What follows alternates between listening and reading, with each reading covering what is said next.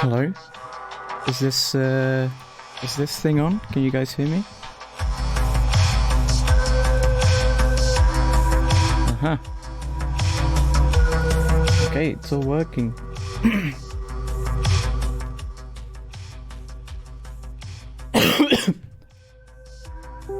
I'll probably have to listen to the actual stream to be able to hear the stuff you're doing. Yep. Hmm? Oh my. Am I that silent? Yeah, you're quite quiet. God. Don't know if that's something on my end. I don't know either. Let me check. I'll just... No, I can't fix this.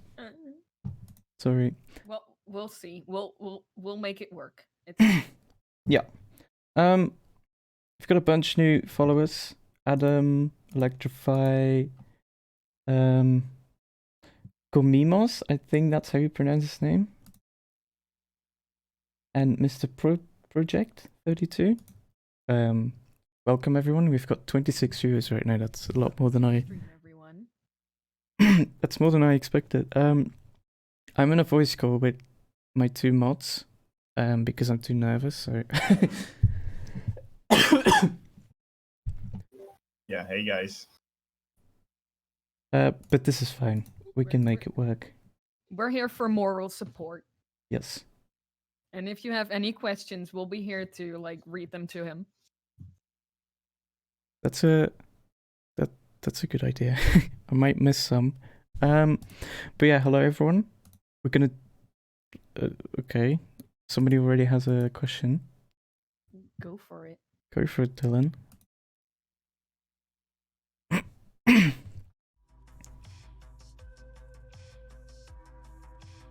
Gonna take off your hat. I'm not taking off my hat because my hair looks disgusting.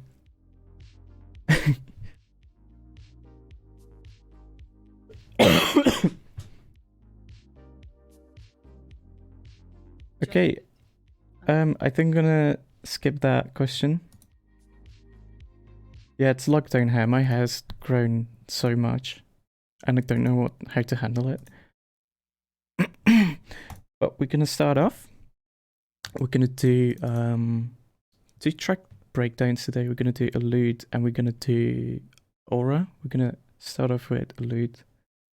For people that want to see my hair, it looks disgusting. I think they might be mad about the whole fact that it's liquidity. Oh god, I love the hair. Ew.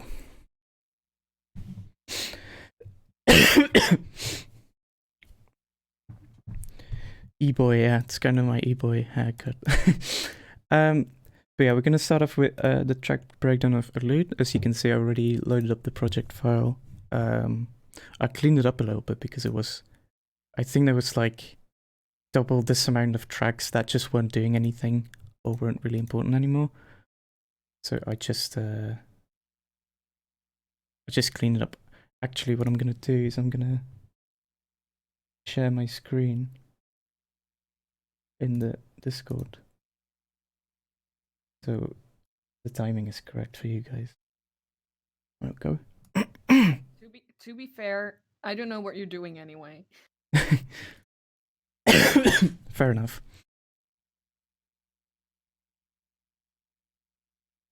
Too much buffering on phone. I had that problem earlier when I did the testing of the stream. I can't have any I don't have any quality options yet. I don't know what you have to do in Twitch to have people choose the quality. I think you need to be like partnered or something. Not 100% sure. But we're gonna do that next stream. I'll probably lower the quality a little bit. I'm gonna turn off the slide because it's flickering. So let's start off. So the idea of Allude was to make a song. Oh. Hey, it's my first donation. I can buy an ice cream with this. I can. The ice cream van in my street actually opened today. So I might just, do that. Thank you, Luke. That's my first donation. That's quite the honor for you, I think. Well, now the important question. What Hmm? flavor of ice cream are you getting? Huh. I really like banana. And chocolate. Whoa, whoa, whoa. Only one flavor. It's $1. I mean, Oh, then it's just gonna be banana. Just one ball of banana. one bowl. of banana. One bowl of banana. Yep. I love it. Adam, by the way, this stream will be available later down the line. I think it's going to be available for either 14 days or I can make it so that it's available for forever. But we'll see. Okay, so not getting distracted again. For this song, I wanted to make a song that kind of sounded a bit like Paradise, but also had its own kind of vibe. And so I started off by actually resampling Paradise. I kind of wanted to resample the pad in Paradise. It's got some EQ on it, bit of compression. And I changed the tone of the pad a little bit. I think it's 1+1.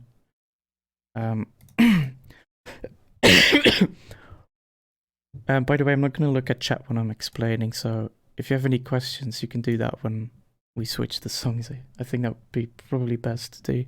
If you have any questions, the mods will be reading chat, so we can read it out to him. Yep. If needed. That's true. Cool. So the pad, kind of the bass line of the song, when we listen to it in solo, this is what it would sound like. If you listen to Paradise, this is you'll immediately recognize this. This is kind of how the song starts. It kind of starts off kind of fading in gradually. I took this pad, as I said, a bit of EQ because I didn't really need that high end anymore because that high end was being replaced by this pad. I'm just gonna boost this a lot.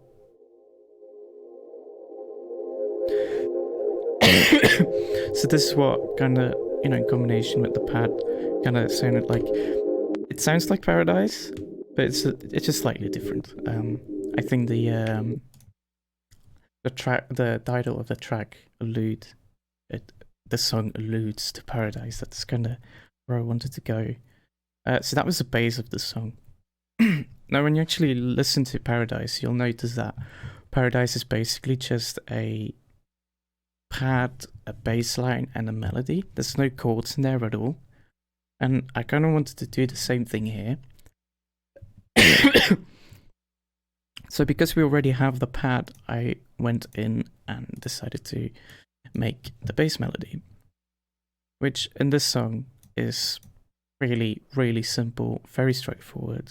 This is what it sounds like.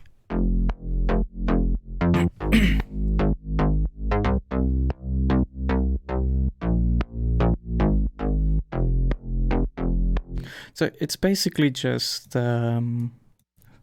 it's basically just 3 or 4 notes and then it just goes up and then goes down again.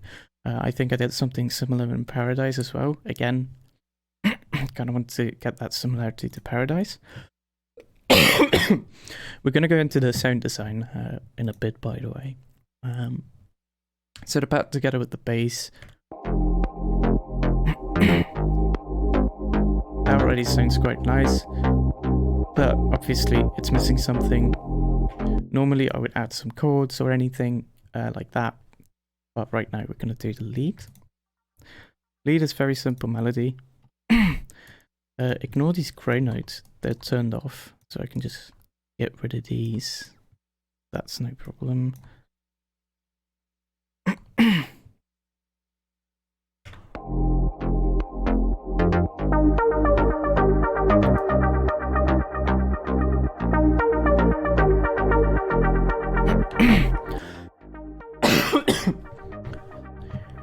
The melody is, it's super simple.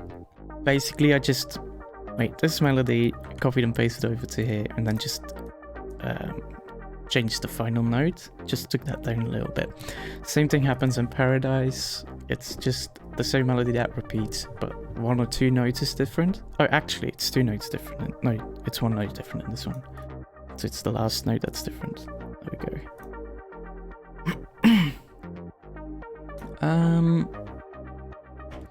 So that's kind of what I had as a base of the song to kind of start off with. Now, originally, I don't know if the melody is still in here.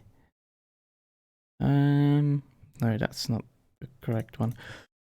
How do you create the rhythm for the bass? We'll get to.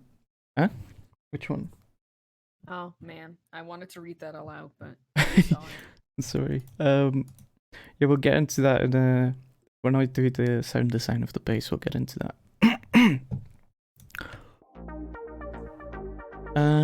So that was kind of the basis of the song, just the pad, the bass line, and then the lead melody, which is kind of basically what Allude and Paradise is. I did the same thing for Time. I think in Time it didn't really work out too well because it sounded a bit empty, I think. But it works fine over here. I think also because in this song, compared to Time, the bass line kind of has some higher harmonics going on, which kind of fills up the space a little bit. For the intro of the song, this is what I did next. And we're going to get into the sound design now. So for the intro of the song, I wanted to do the same idea that I did with Dynamic, which is gradually opening up a filter on your sound and also increasing the BPM. So when we look at the automation of the BPM, we can see that the BPM just goes up. It goes up all the way here. Let's take a listen to what that sounds like.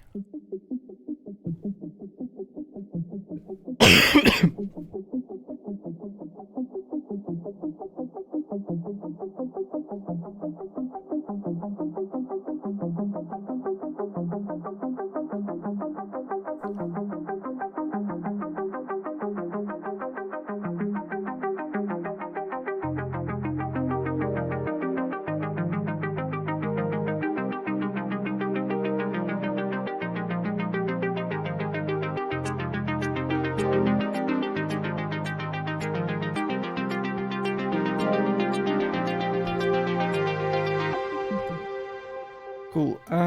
So this ARP that kind of opens up, it's a very simple serum patch. I'll just make this a bit bigger. That's not very big. Faraday XD, thanks you for the follow. So for the serum patch, it's actually quite straightforward. It's just a saw wave with a filter, and then as you can see, the envelope one, which is also modulating the volume, is also modulating the filter, as you can see.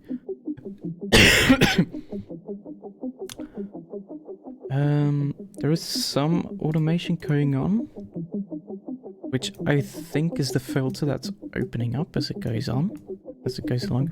I don't think the square wave is actually doing anything in the song, or is it? No, it's actually not really doing anything, so just ignore oscillator B.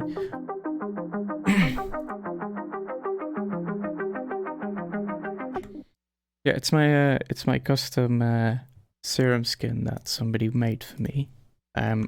Just look up on Google how to make your own serum skins. It's actually kind of easy if you have Photoshop.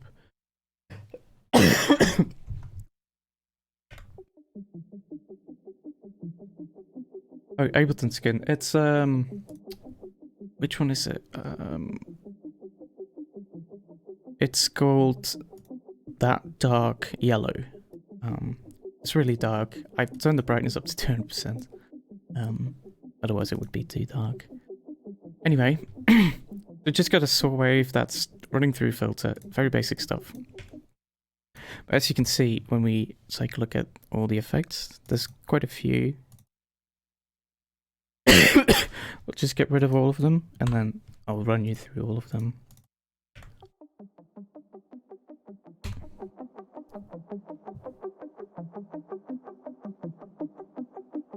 Yes, I did do the I did automate the BPM in the intro. As you can see down here in the master channel, the BPM just goes up, starts at 80 and goes all the way up to 114. So this is what it sounds like without any effects, apart from the reverb and the delayment serum. So it's just a really, really straightforward saw plug. Nothing really happening.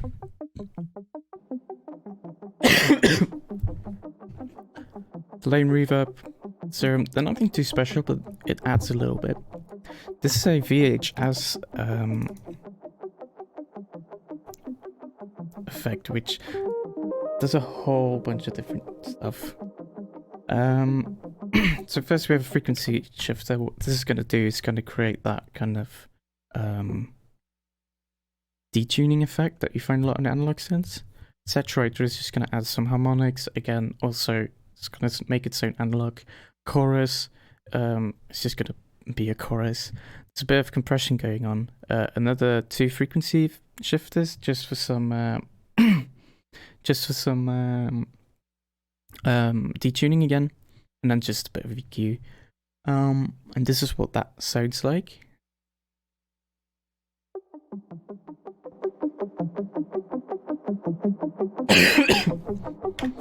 So I think in general it just kind of makes the sound a little bit more fat, I guess. An additional chorus, and then let's see what this is doing. This is EQing in ozone isotope.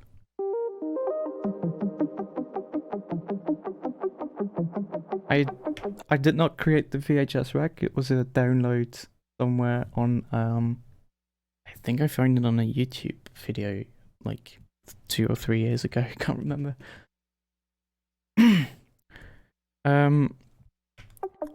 That's just some basic EQing, some compression going on. I like this compression because it's kind of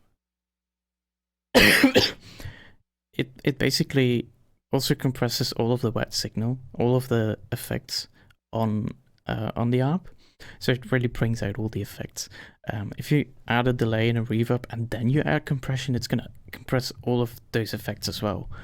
So that's what I want to do here. Another saturator just to add some harmonics.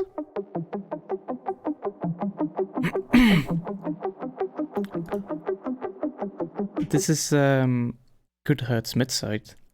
Basically, it's a plugin that widens your sound. You can also make stuff mono, some basic filtering as well. I mainly use this just if I want to make a sound really wide. So if I have a reverb on or a delay on a sound, that's going to sound really nice. I didn't really widen it too much here because, as you can see in the little window in the middle, there's already a lot of width going on, so I didn't really increase it all that much. Utility, really cool tool in Ableton. You can just change the volume of the track really quickly because the because the volume is being automated in some places towards the end. If I want to do quick changes to the volume and I do them here, then that's going to mess up the automation. So having a utility is always really, really handy.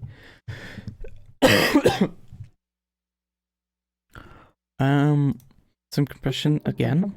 I think, yeah, this is just sidechain to the kick. And then we have a auto filter.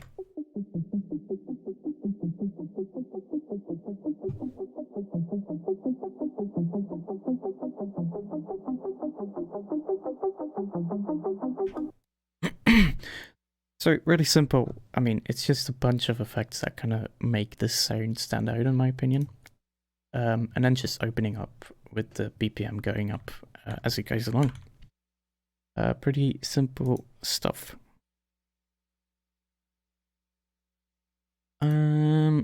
Let's take a look at this sound.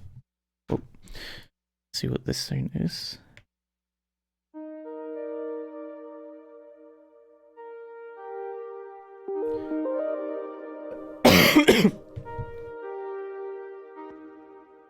Let's see, we've got a bunch of new followers actually. Synth Arcade, Pilch for 74, Dan Devil, Liz. I think that's Liz on from Twitter. I remember that name. And Mustard. Thank you guys for the follow.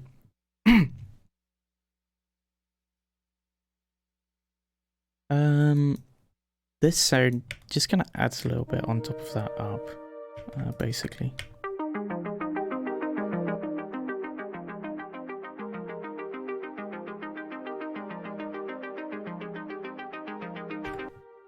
It's again pretty simple sound design. It's basically just a saw wave. It's got a WoW controller on here, just for some detuning, and then just a Valhalla room for reverb. It's just a filtered saw wave. I think especially yeah, I can probably increase a lot of the sizes on these things. I bought a new screen this week, so everything looks kind of small. I think this should probably be a little bit better. So we just got basic saw wave being filtered. As you can see, there's just kind of a long release, one second. Kind of creates this brassy sound.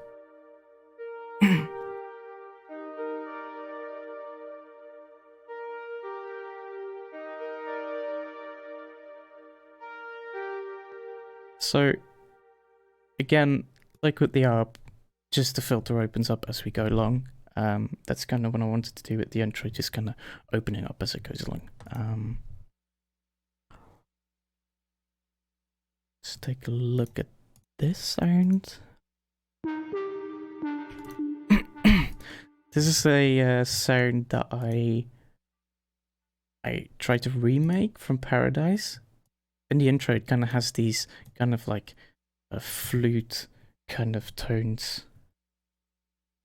And it's really simple. It's basically just a square wave that's filtered with a bunch of noise, and all of that noise is going to make it just kind of sound more like a realistic flute. So this is with the noise, and then without the noise. It just sounds really electronic, and this way it kind of sounds a little bit more realistic in a sense.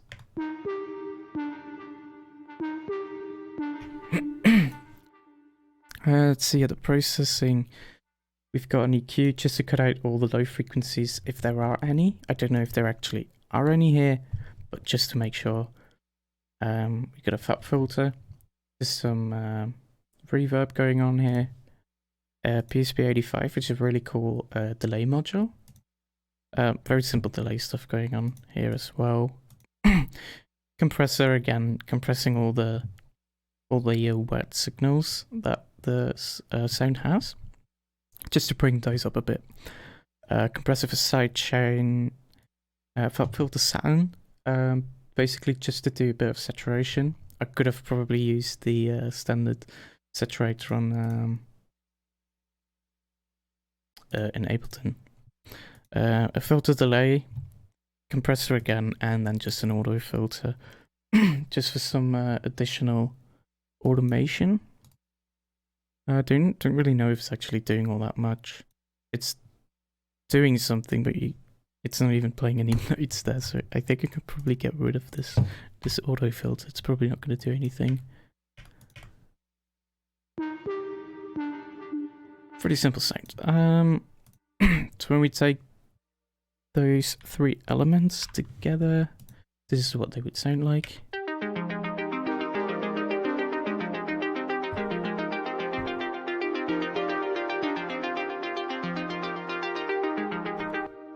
Cool. I wanted the intro to kind of be a bit more lightweight in a sense, and then the build up towards the main part of the song to be a little bit more like a dark-ish kind of mysterious vibe. And that's also being kind of represented in the song. So it goes from this kind of, I wouldn't say happy, but you know, just kind of a lightweight intro, and then it just kind of goes into this really low, bass heavy build up.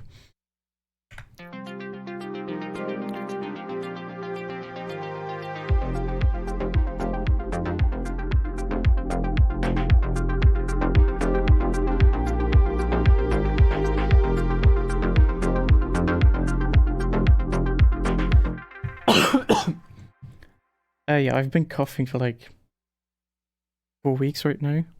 I don't know if it's the coronavirus or if I'm just sick. I don't know. People are also wondering when you're gonna do ASMR. I don't think I want to do that. Aw. Disappointing. Maybe you can. I don't have a voice for ASMR.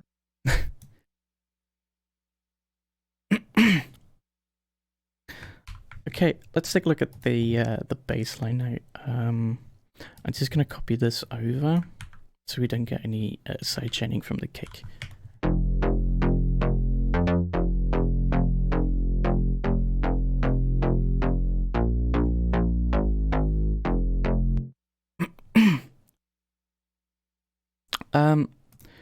So when you do bassline in synthwave, I'm just gonna take I'm gonna take the kick with me. There we go.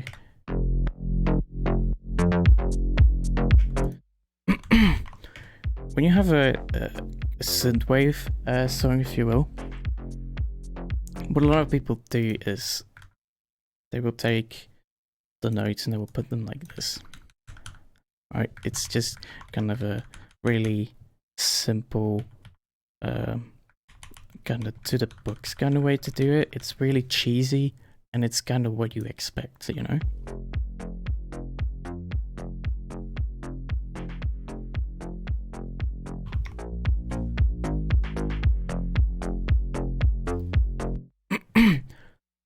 But you can switch that rhythm up, and when you do that, it instantly creates a more interesting and a more groovy rhythm to your song, and it kind of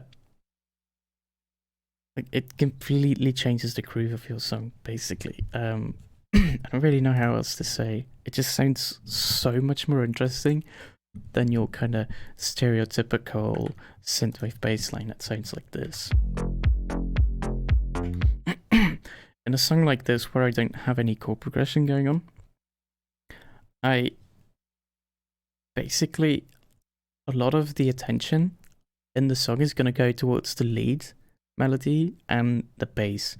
So when your bass is really boring, like this, then it's probably not going to be good for you, because a lot of attention is going to go towards that bass line, which is very uninteresting and boring.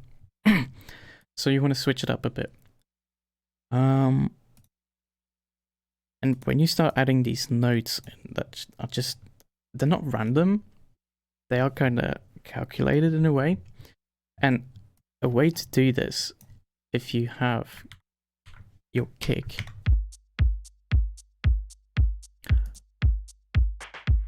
let's take the note. So what you can do is, instead of making your note this long, we can make a bit longer like this, for example. So this is 1.5 times the length of the note we just had. And then when I do this, just duplicate them and then duplicate this entire section, I get a much more interesting bass band, basically.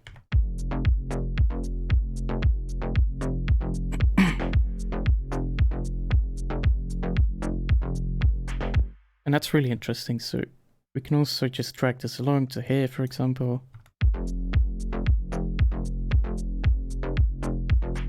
And as you can hear, that's kind of what I did in this song. We can drag it even further than this.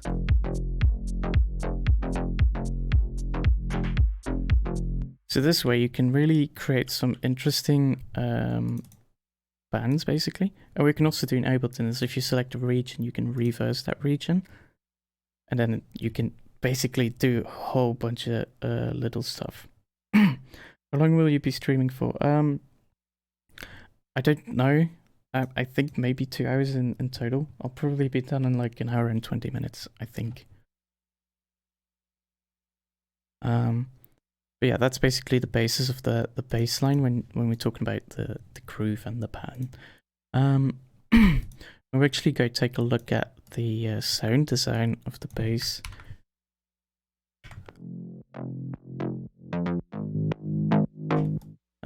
Let's loop this region.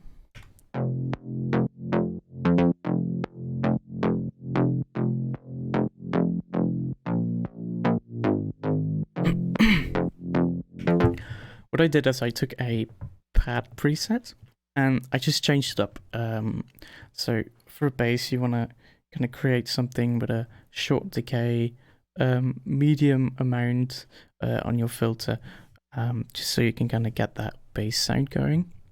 And we actually look at this whole preset. It's basically just a saw wave.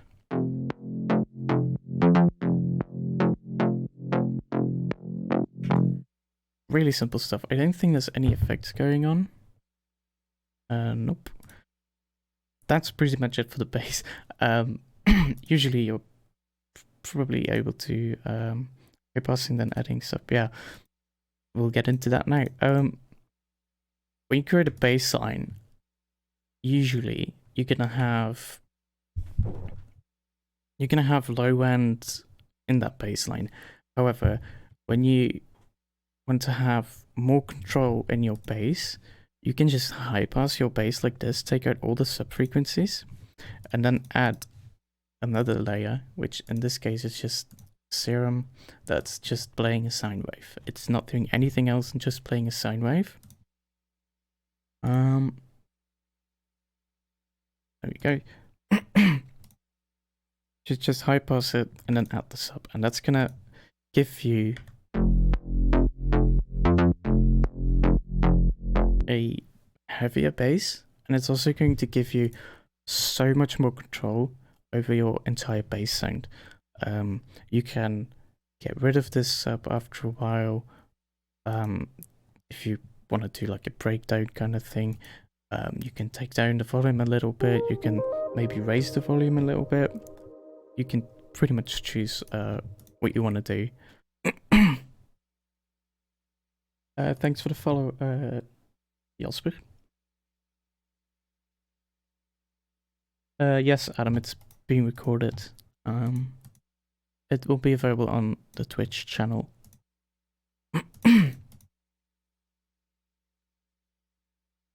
And then on top of this bass, I added, I think it's the same bass, let's take a look.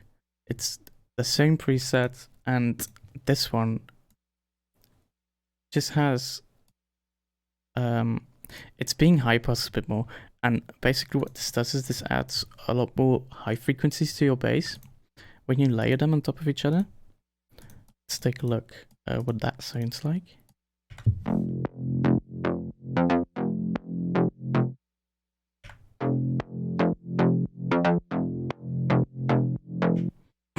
And this is gonna be it's gonna be really cool if you want to have kind of like a more random sound, because you're layering saw waves on top of each other, and that's just gonna randomize your sound a little bit. This one, by the way, isn't a saw wave. It's a square wave, and that's again just layering different sounds. That's gonna make it sound a bit more random, and just more interesting. The way I look at this bass is that it kind of sounds a bit metallic in a way.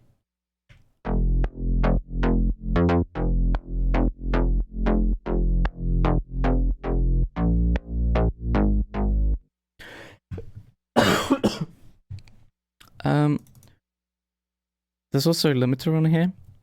The thing with when you're layering things on top of each other, you might run into phasing issues, and that might make your volume a little bit unstable. So just having a limiter on there, especially for something like a bass, is really going to help you just kind of control that ceiling. And as you can see, the limiter is actually going to do some stuff as well.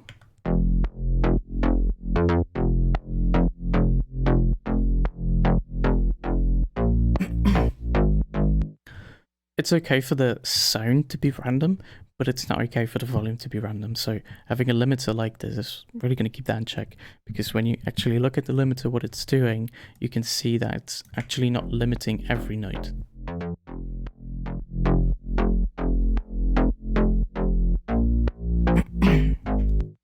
So that's just going to keep everything a little bit in check, which is, in general, it's just going to be much easier for you to mix down. As for processing on this,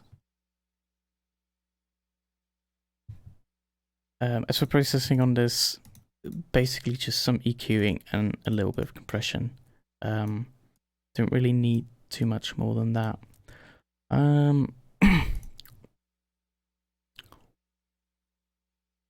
I don't think we've had this one yet. Let's take a look.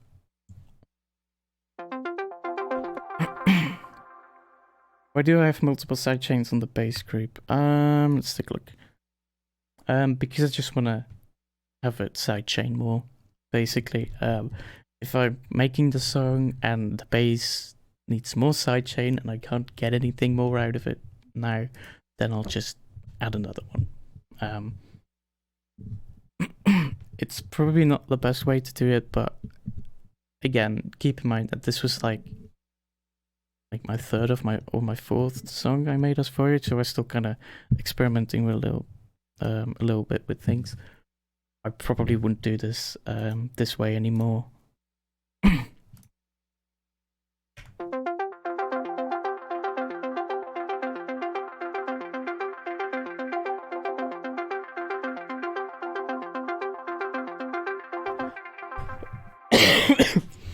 This is an ARP that kind of runs through the whole song. There's a bit of automation going on, I think, on the decay. So the decay is opened up a bit more, and then as the song kind of goes into the main parts, it kind of goes down a bit more until this section where it just opens up a bit with the rest of the synths. We'll get to that in a second. And then the breakdown, obviously. Let's take a look. This is a mini V instance, which is just two saw waves. One of them is an octave higher than the other, and that's just gonna give you kind of a distinctive sound.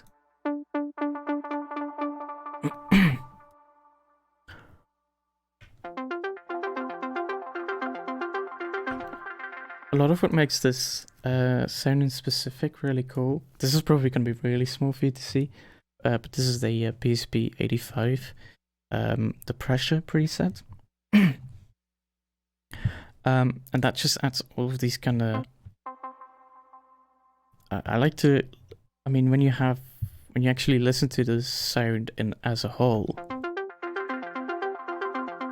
it kind of has all these kind of like...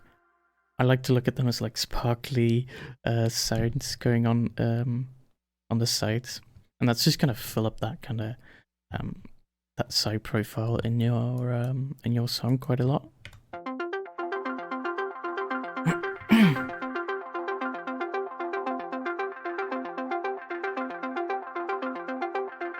It's Echo Boy.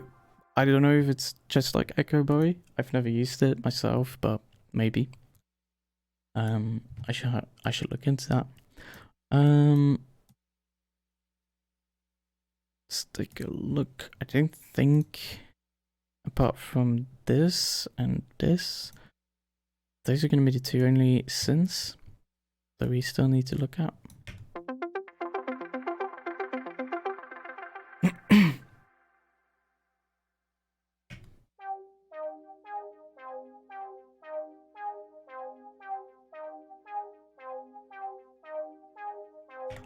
So, like I said in the beginning, because there's no chord progression in this song, you kind of want to build up a lot of melodies. I mean, there is one chord in this song. I wouldn't call that a chord progression. It's more like an atmospheric effect at that point. So you really want to build up a bunch of melodic elements.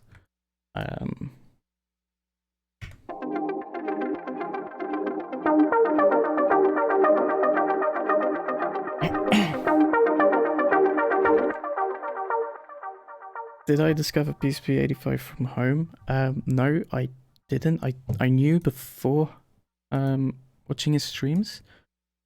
But I think watching his streams and seeing his music was probably kind of motivation for me to get it. This again, like I just said, it's a mini V preset, just 2 saw waves. One is just 1 octave higher than the other. Bit of noise going on in there as well. And a PSP 85 again, just for some delay.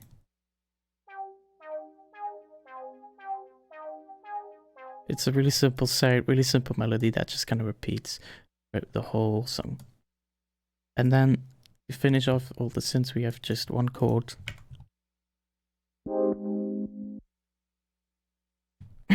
Which is my dynamic chord preset. Which, let's take off the filter.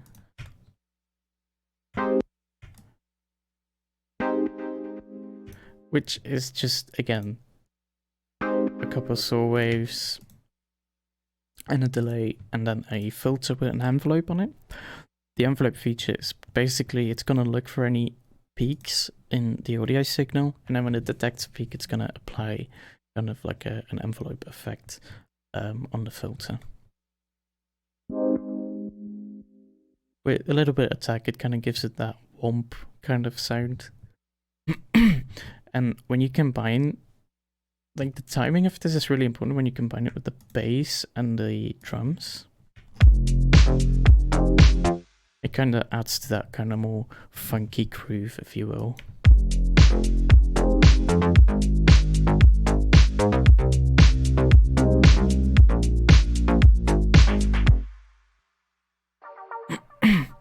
So everything without the drums, I think we've looked at everything.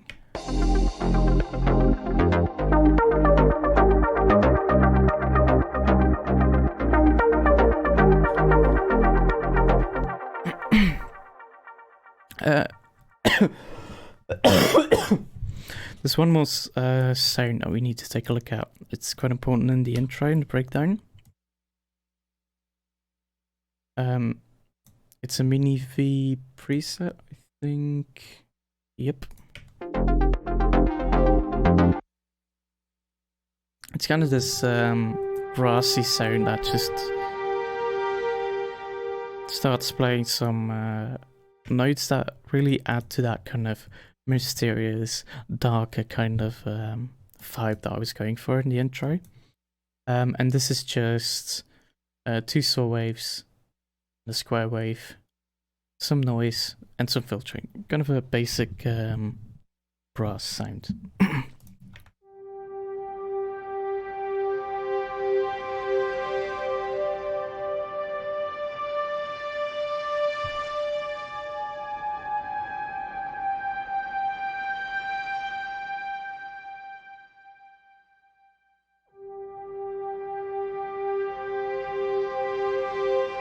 Especially in this middle area where it kind of gives it that vibe.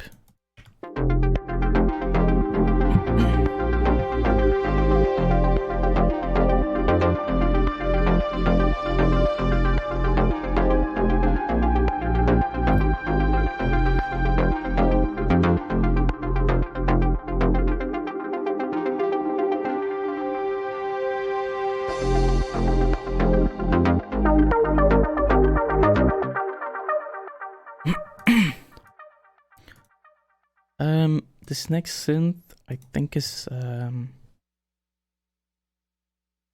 it's saw waves again. It's always saw waves.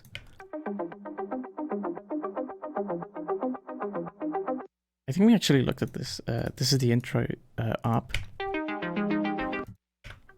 which is just a slight variation on it. Yes, there is a cymatic sample. Can't remember where it was. It's somewhere. And on this one, maybe you might recognize it. That it's the same preset I used in Paradise. I think I copied it over from the Paradise profile. Which is pretty much the same thing as the intro ARP, except that it's a little bit more open and it's just played as at a higher higher tone, basically. And then just some basic processing, an EQ, phaser, reverb, and a filter delay.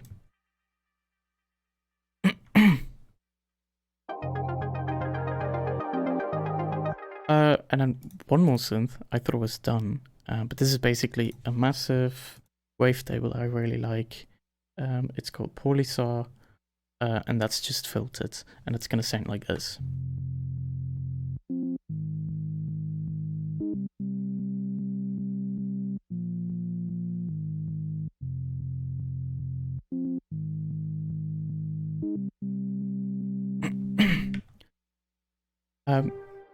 You never thought I was able to get away with so much compression. Well, I have been making drum and bass for like 9 years, so I've had some experience with compression.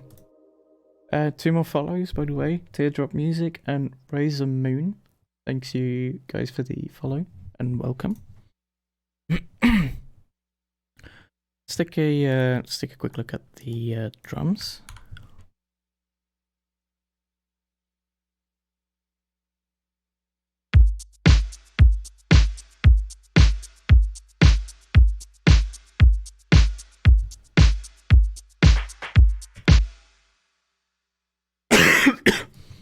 So for the drums, what I did is I took a 707 kick. Really straightforward, just some EQing on there, just to get rid of some of those higher low ends. And then on top of that, I layered a classic trap kick, which at the time I didn't have drum bus yet, so I couldn't use that, which I normally would know.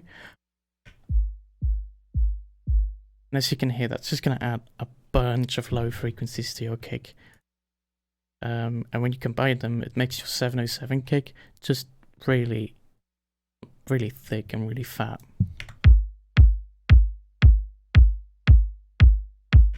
It's going to help a lot with, I mean,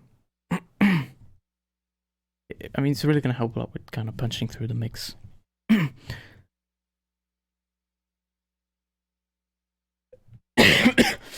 Why would I use audio clips for my drums? I don't like using the drum rack because when I use audio clips, I have complete control over every single sample. And that's just going to give you so much more control. And if you then want to move around those things, yeah, that might be a little bit annoying.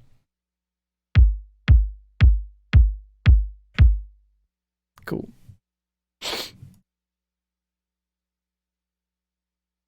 What VST is it? Arpeggiate and Dream. It's probably Serum or Mini V. Those are the only ones I use. Some good synths for synthwave, Mini V and Serum. Again, Serum you can pretty much do anything with, and Mini V is just going to give you that kind of classic Mini Moog sound.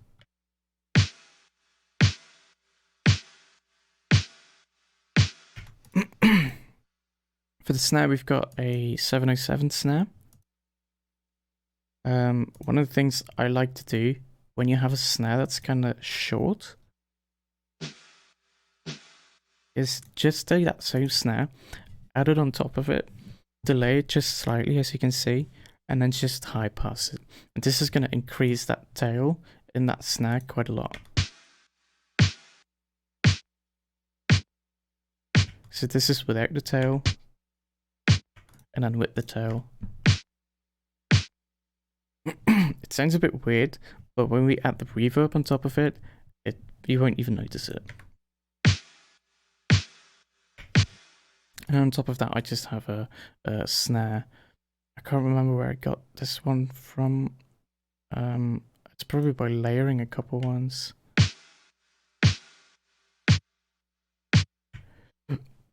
That's just gonna add a lot more kind of fundamental to your snare. And then just have the 707 on top of that as well.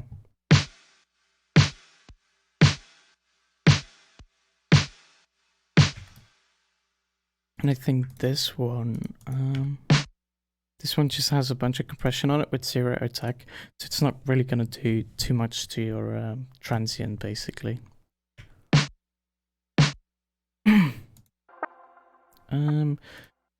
For the hi-hats, let's take a listen.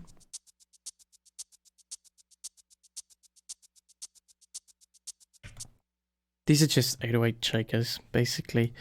You're able to kind of use different 808 samples and just layer them in such a way that becomes an interesting pattern, basically. You can go in and you can just copy and paste the same 808 over and over again, but that's just going to make everything sound really unnatural. So having all of this variation in your hi-hats and in your shakers and stuff is really going to make it sound a lot more natural.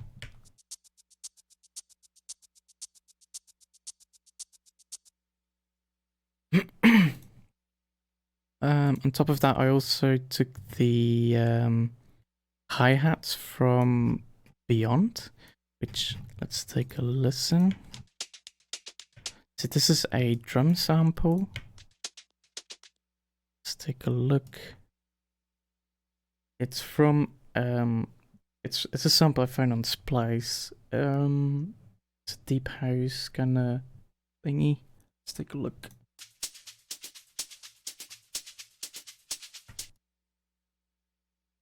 I went in, and this really cool thing in Ableton, you can go into beats and then you can select an envelope. You can apply that to your sample, and what this is going to do, because we're on 1/16th, this is going to put, basically this is going to put markers at 1/16th, every 1/16th, and it's going to apply a volume envelope that essentially does this. And the amount that it does this is controlled by this number over here, which I currently have set to 25, which is gonna make every sample really kind of short. When we increase that, you can kind of hear all that other sound of the hi-hats coming in. We don't really need that, so we get kind of a different sounding loop than the sample.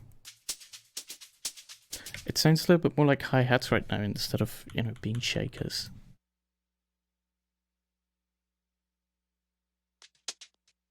And then we just have a standard hi-hat.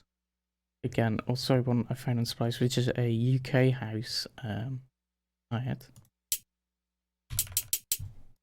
Really kind of standard house hi-hat, basically.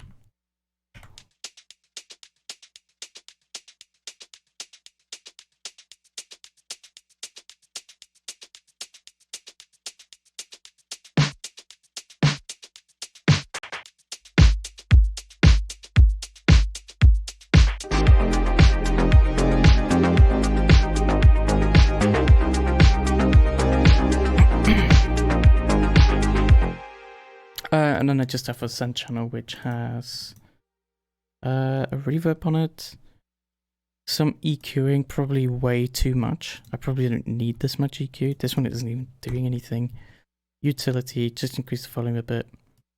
This fat filter isn't even doing anything.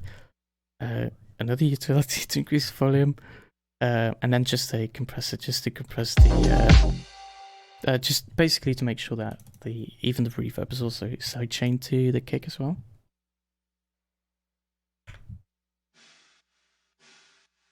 And that's, you know, kind of a standard thing in Jolson and synthwave. Reverb on the snare. I think that's about it for all of the channels. Yeah, that's pretty much it. Let's take a look at the mastering chain, which I'm definitely not proud of.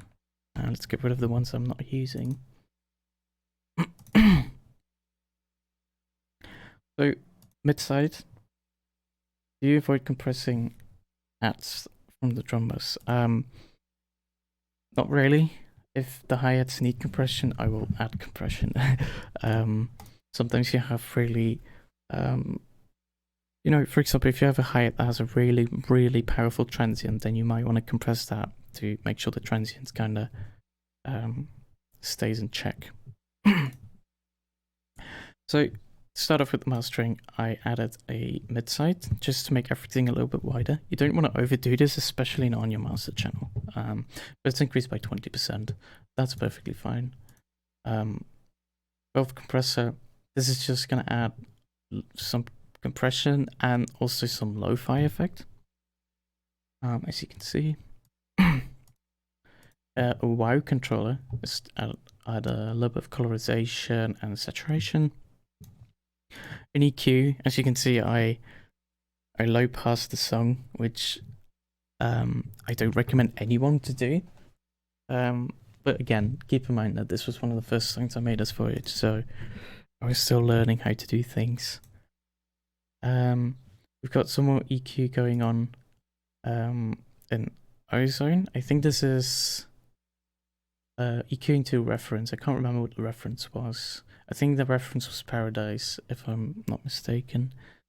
And then a fab filter, which is just gonna maximize and compress and limit the whole song. So without any mastering effects, this is what the song sounds like.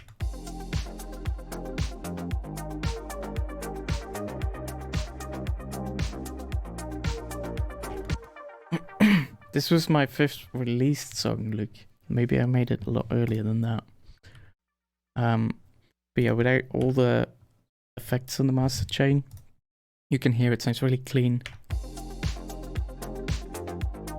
The mixing probably isn't all that good, but then when you add all the low passing and lo-fi effects and the compressing, that's just gonna basically make the track sound a bit more whole.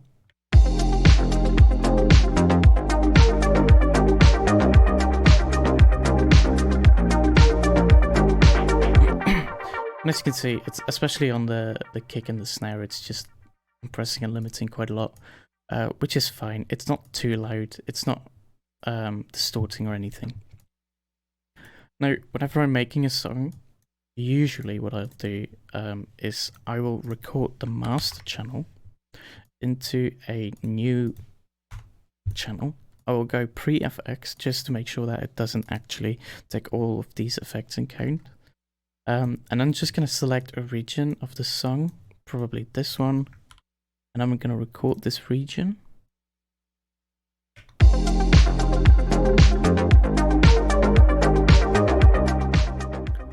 Do I record with the master on? Yeah, do I mix with the mastering on? Yeah, I do. That's just how I've always done it, and it works for me, so why the hell not? It's probably not the correct way to do it, but if it works for me, then it's fine. Once we have the recording of the song, if I'm just working on the song, I'll just do little snippets like that, like this. If I want to render out the song, I'll just record the whole song. Once I have this audio file, I can go in and I can start doing some pitching down, which for this song, I don't remember how I did that, how much I did it. But basically, this is kind of where a lot of the magic happens in kind of lo-fi music.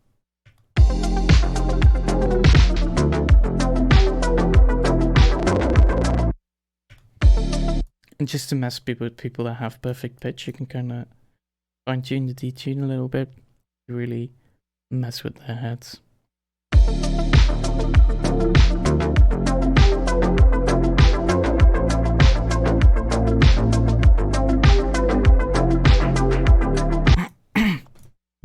basically how you take these tracks, make these songs. If you listen to Paradise, you can actually hear that Paradise, the finished song. If there is clipping but there's no distortion, that's alright. Usually you just don't want any clipping at all, and that's just in your mastering output. So if this is not going in the reds, then you're fine.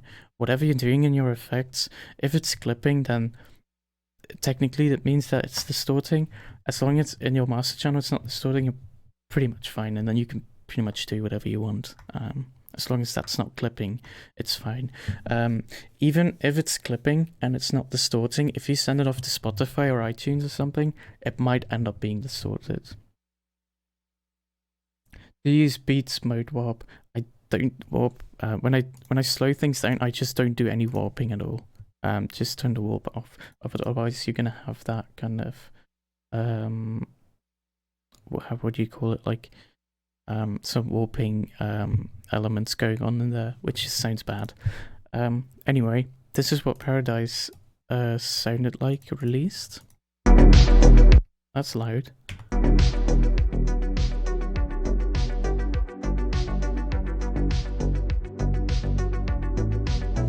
And then when I made it in the project, this is what it sounded like.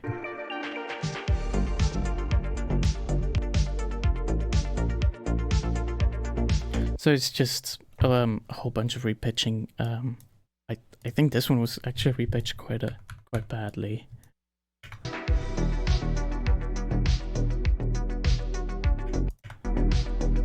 Yeah, I think that's pretty close. So just gonna play around with repitching. I don't think I actually ever repitched something up. Paradise is really bass heavy. That's true. It's really bass heavy. It's like the mixdown and the production level of Paradise is just really bad. I wish I could redo that song, but I can't. So, that's pretty much it for Allude. Unless anyone has any more questions about Allude, I'm just gonna skip to the to Aura. So I'm just gonna wait for a minute or two, see if anyone has any questions.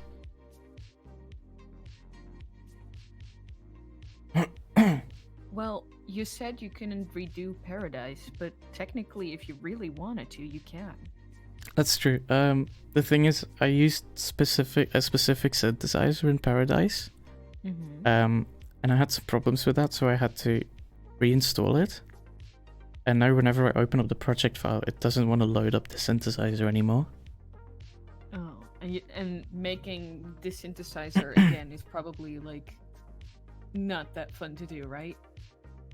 Yeah, I mean the sounds are really easy, but when a synthesizer has so many different options, unless you really get those options correct in detail, it's just never gonna sound the same.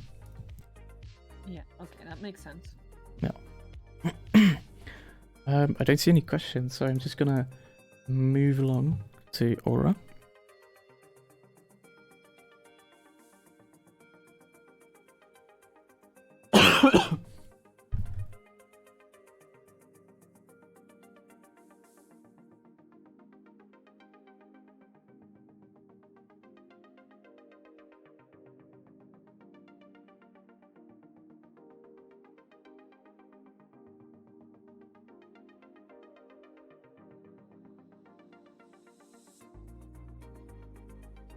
I think Aura's a bigger project, so it might take a little while to load up. Just gonna hydrate in the meantime.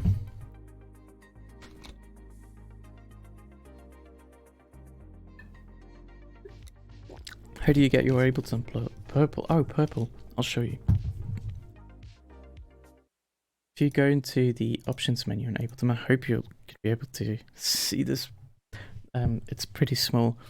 If you go into your look and feel options, all the way at the bottom where it says theme, you can increase the color intensity all the way to 100.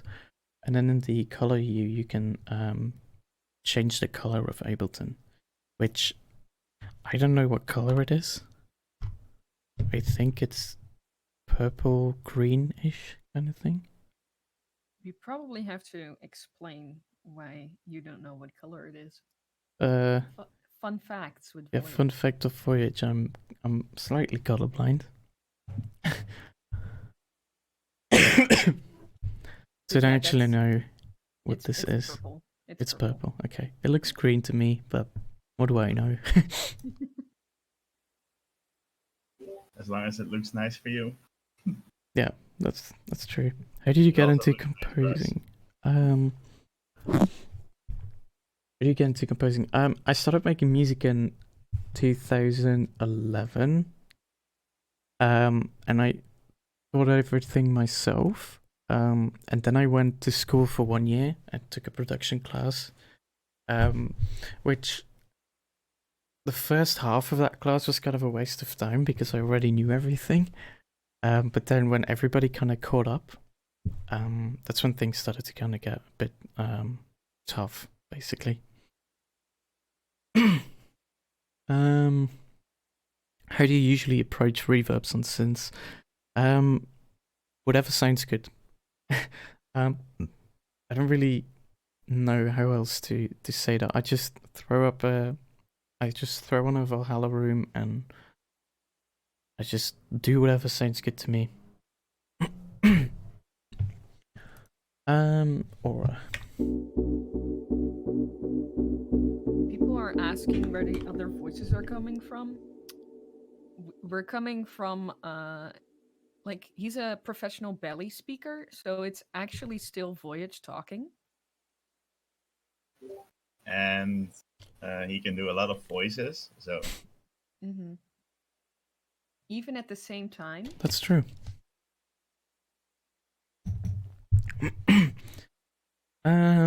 Cool.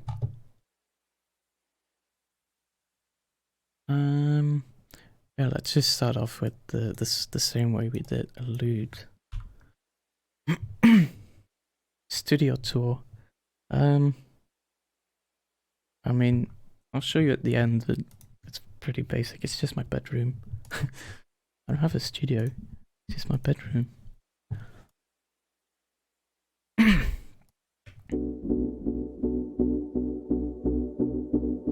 Also, don't worry about the cough. I'll yell at him to get it checked out.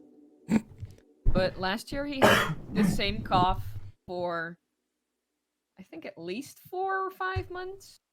Yeah, it was kind of bad. Yeah, that was bad.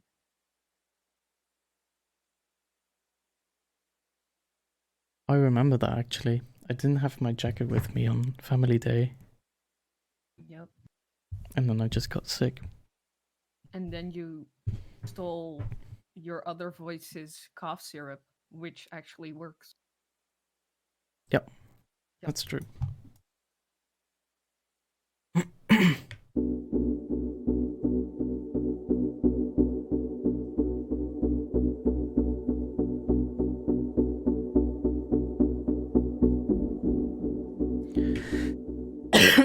So this is the intro of Aura, which a lot of processing going on, which is kind of making it sound the way it does. When you take away all of that processing, it just sounds really simple.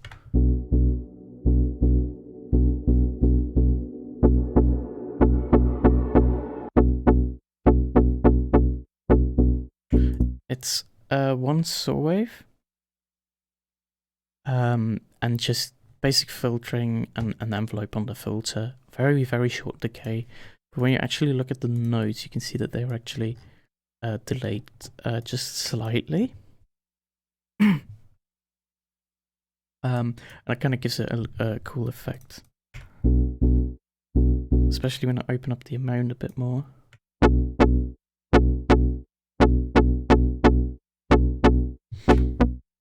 That's really gonna kind of help it, kind of give it more of a special sound, if you will. The first thing I did, mid-side, just increase the stereo width all the way up. I really wanted to have that sound really wide. It's the only sound that you have in the intro, so that's really what I needed to do. An erosion that's going on in there. erosion is going to sound like this. A lot of people ask me this question, like, what is this effect in Ableton?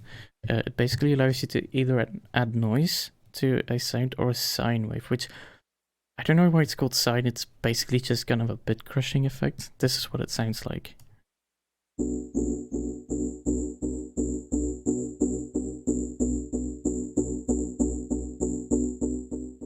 And a really cool thing is that you can control that frequency.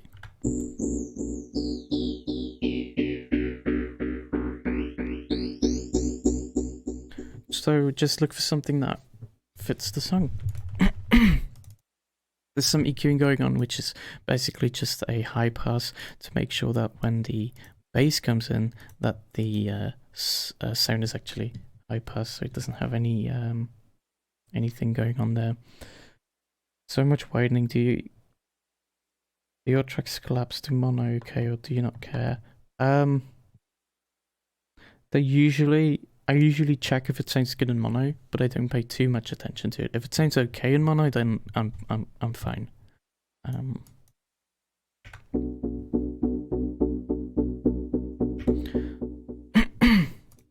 We've got a Valhalla delay, which is gonna do a lot for the kind of more funky, groovy effect of the song.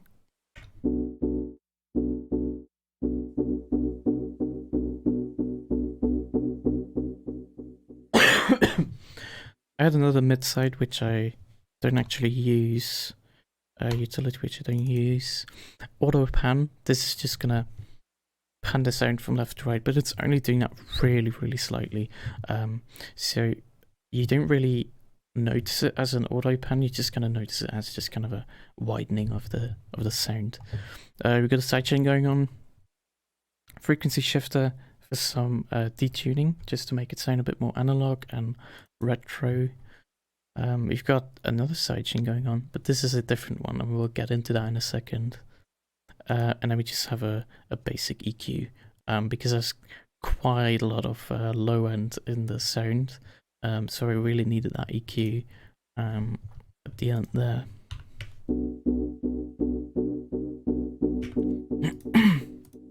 And then what makes this sound really cool, to me especially, is a Valhalla room which has a 15-second decay. It's very quiet, but because it's so long, it's really gonna fill up the whole sound, which is a bunch of reverb, and it just makes it sound really, really cool.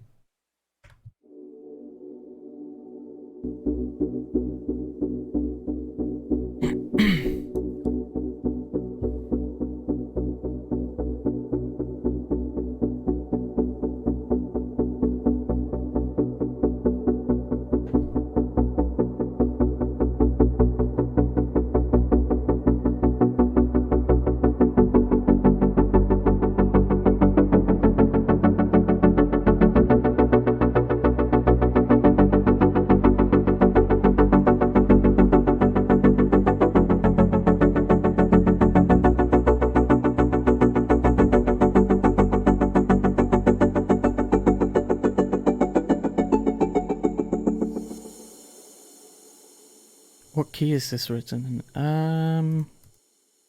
It's B minor, but again, I repitched it, so it might be different. We've got this kind of little ARP melody that comes in. Volume automation, as you can see, just because, again, like in Allude, I just kind of wanted to open up a bit more in the intro.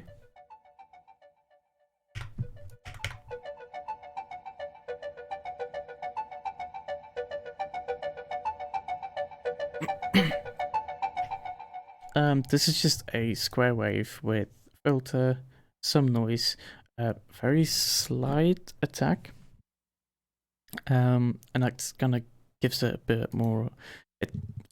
It sounds a bit more like an ARP instead of kind of like a plug, really. Very short decay, as you can see.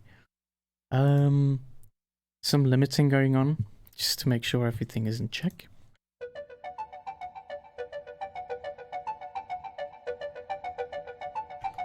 It's just taking care of some of the peaks that might come through. But it's not really doing anything right now. sidechain to the kick, a Valhalla delay, a Valhalla room. As you can see, only 6.5%. We don't really need anything more here. This is a neat little trick that you can do. Let's actually take a sound that I made for the stream as an example.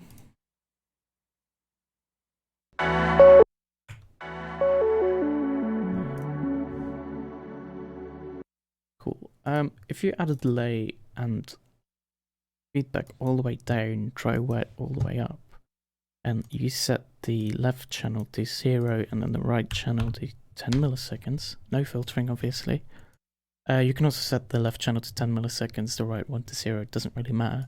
And this is gonna delay the sound in such a way that when it plays, it basically only plays on the sides, and this is what that would sound like.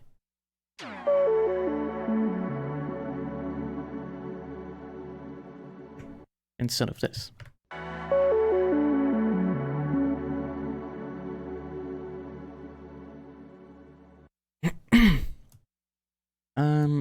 That's what I did on this one in particular. This is just a really, really wide sound, which I always try to put one of those in the song, just to make sure that that all of the width is there as well.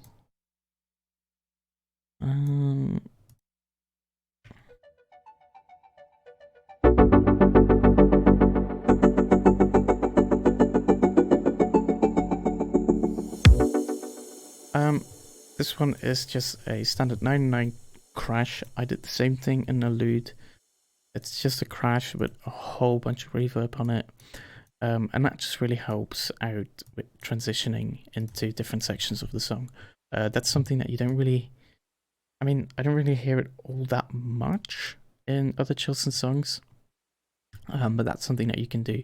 And that's definitely something that I I used to do a lot in drum and bass. I still do. So I kind of took that over from there.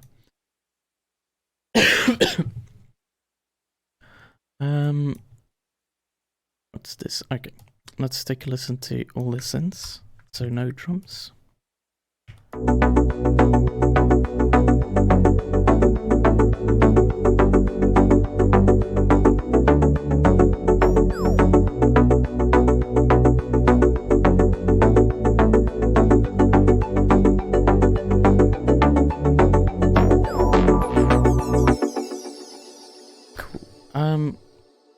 So this one.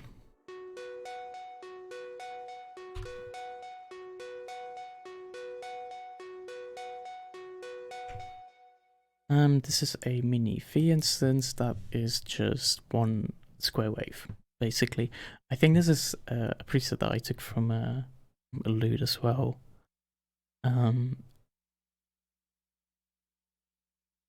Which just has a Valhalla room on it with some reverb and a bit of delay.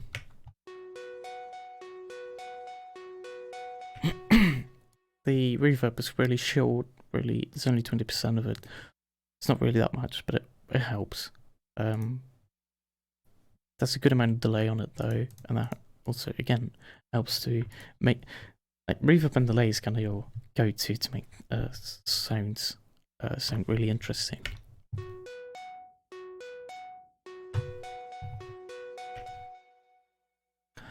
And then you have these kind of little noises and sounds that kind of play through the whole song.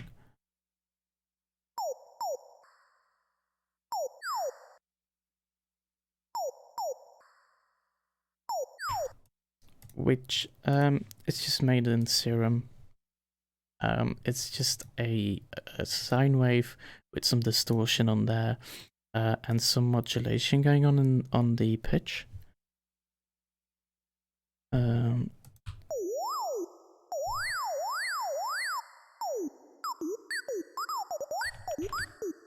I just recorded a bunch of these and then just put them in audio clips underneath and then basically arrange them where it would make sense to me. It sounds cool, in my opinion at least. We have these, which are the paradise bells that I recreated in Serum.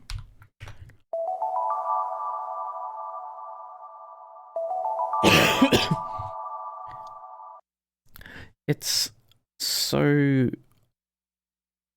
like, it's such a simple sound. It's just a sine wave. But when you just add a bunch of reverb on it and you play that at really high pitch, a sine wave can really sound nice. Almost kind of, I don't know how to explain it. It sounds like really, like bells from heaven or something, I don't know.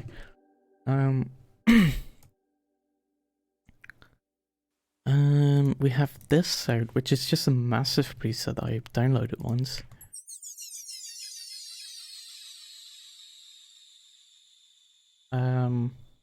That's just from a synthwave preset pack that I got once. So you got all these synths going on. So we got the ARP, we got the bells, then these little laser sounds, if you will.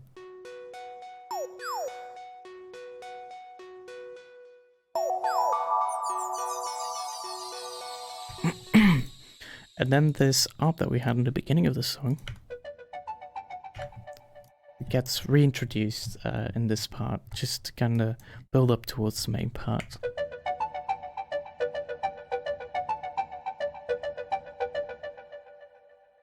And then all those elements together just really, they kind of build up and fill up the whole stage, and that's how I like to see it.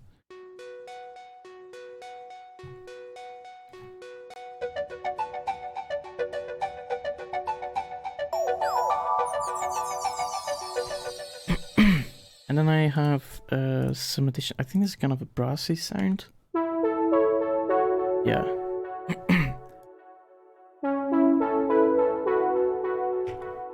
This is just when you take 3 saw waves and you detune them a bit. It's pretty standard, simple stuff, really.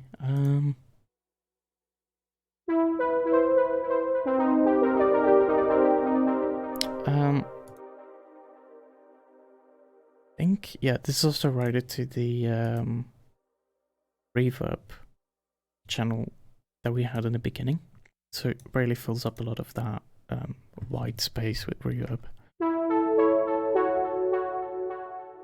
And then when you combine all these melodic elements, you get something that sounds really nice.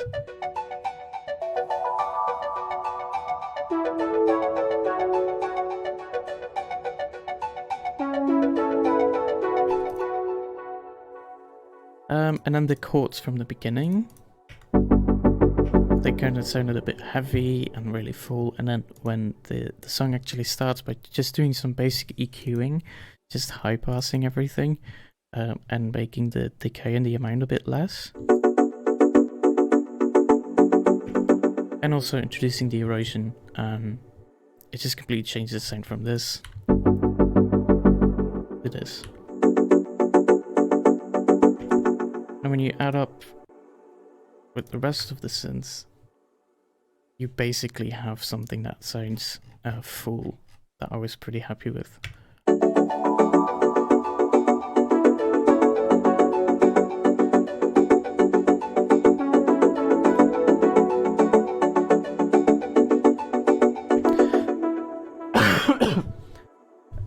It's basically just layering different melodic elements until you get something that sounds full. You don't want to go overboard with this, otherwise it's going to sound too full and it's just going to sound really busy. And especially when you have a more chiller song like this, that's something you just don't really want to do. So let's take a look at the bass.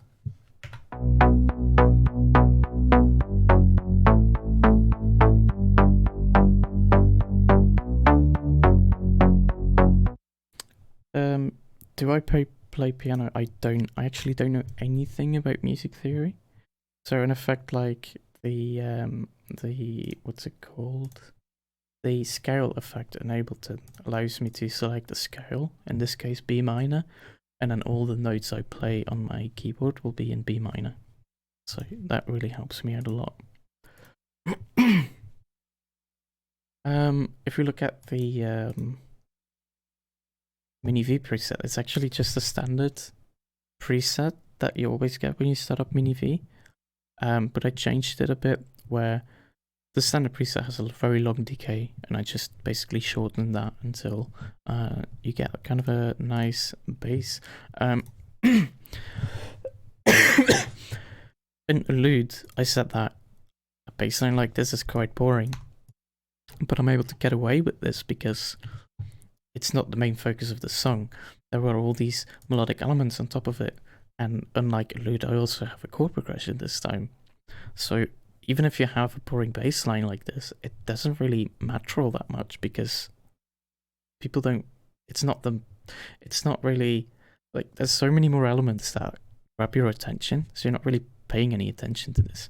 Sometimes I see people say a lot of things like, your drums need more variation, but that's mainly just because the rest of your song sounds boring and it's not full enough that it doesn't really grab your attention. I feel like your drums, I don't really feel like drums should really grab your attention, in my opinion. You can do that if that's what you want to do with the song, but not really having all that much variation and just not making things too special. That's just really, I don't know. It's not the main focus, so you're able to go the way with this. We got a $5 donation from Mustard. Thank you so much. Hope you're enjoying the stream. So this bass is then layered with a different one, which is the same preset, but there's different processing going on there. So the standard one just has some EQing going on and a multiband. This one has a multiband, some more EQing, a wow control, the VHS effect that we talked about, a valve compressor, and a mid-side. And this second bass line that I layered on top of it is going to do different things than the one we already listened to. So when we just listen to the standard bass line,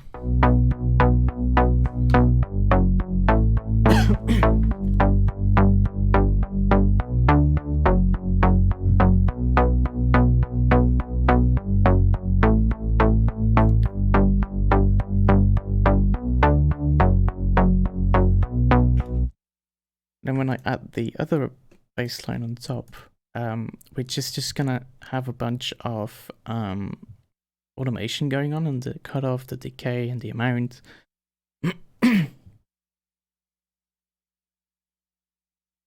And then you're basically able to create something that sounds like this.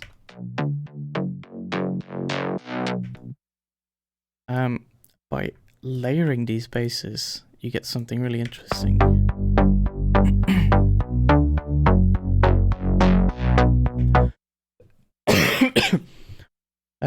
Yes, I said that this is something that I wouldn't do normally, but like I said earlier, the bass line is not the main focus of the song. This isn't what's going to grab people's attention. So even if it's a bit boring, it doesn't really matter all that much because nobody's going to care about it because it doesn't grab your attention all that much. That's the way I see it. Maybe you have a different opinion on that. And then when we go into the next section of the song where the main melody comes in,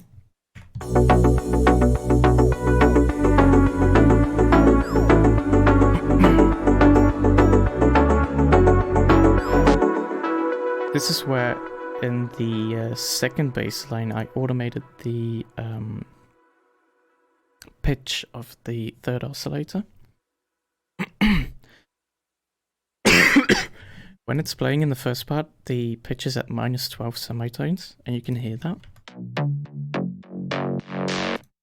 But then when it transitions into the second part, that one goes up by 7 tones, so now it's -5, and that's going to create this effect.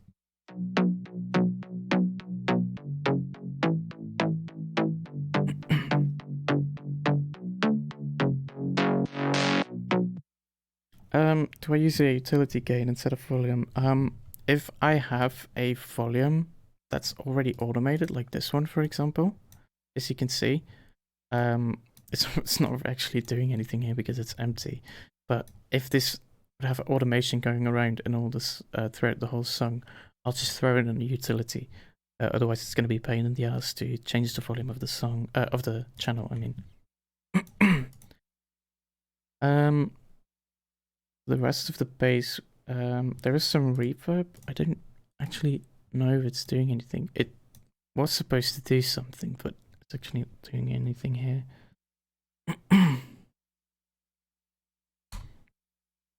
So I'll just get rid of that. There we go. There's a group within a group, mainly because I just want to have it kind of collapse like this and not have to look at how messy everything looks.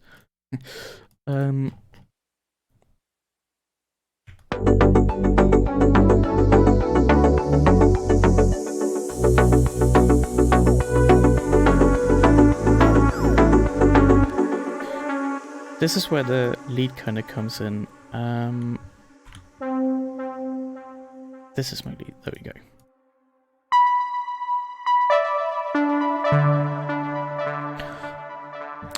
It's a layer of two sounds. The first one is Hours lead. I can't remember who sent me this. Somebody sent me this. This sounds a lot like Hours from Taiko. If you listen to that, this is pretty much sounds like exactly the same.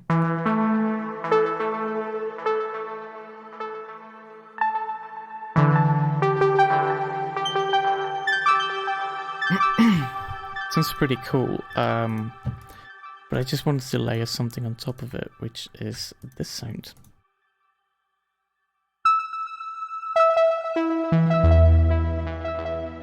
Which is just a standard saw ARP again.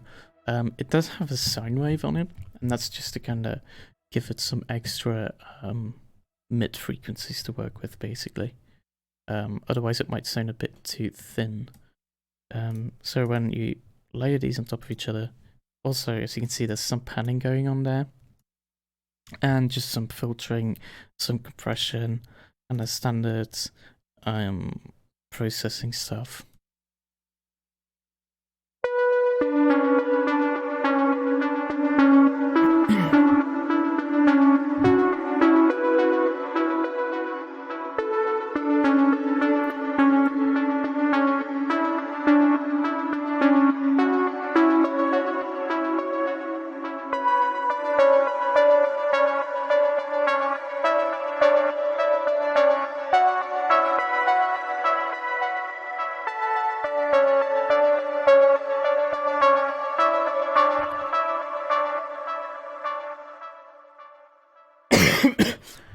And as you maybe notice as well, the pitch of the second layer goes up, which is controlled by this macro.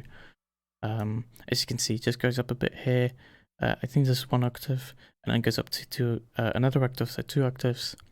And just kind of that modulation creates kind of a more of a variation in the sound.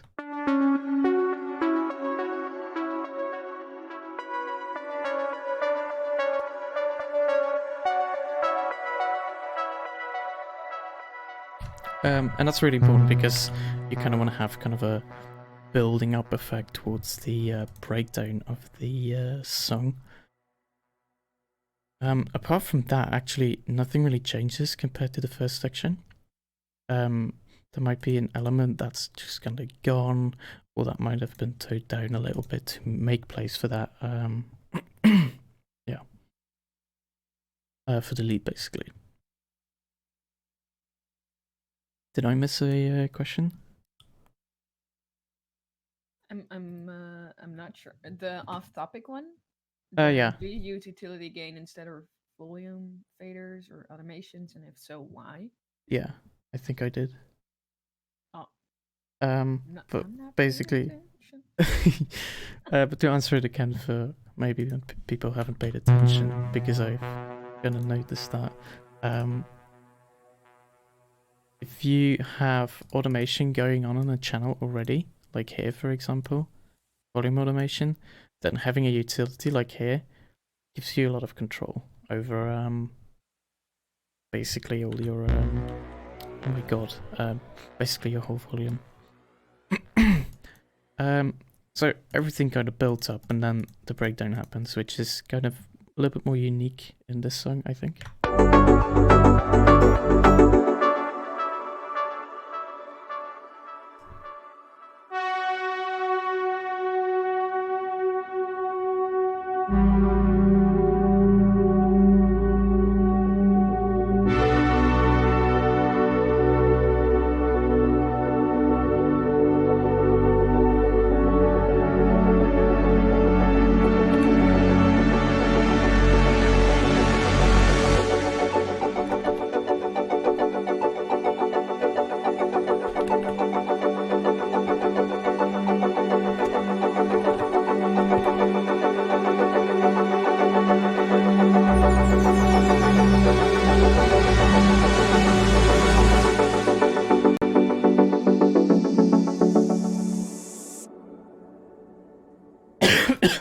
So with this breakdown, I really wanted to kind of make like a big impact. Like I wanted to feel really, really big. And in order to do that, I wanted to have kind of this really big brass sound, kind of like having an orchestra of trumpets, basically.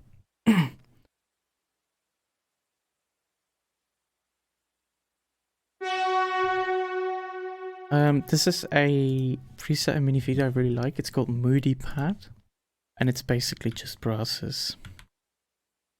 It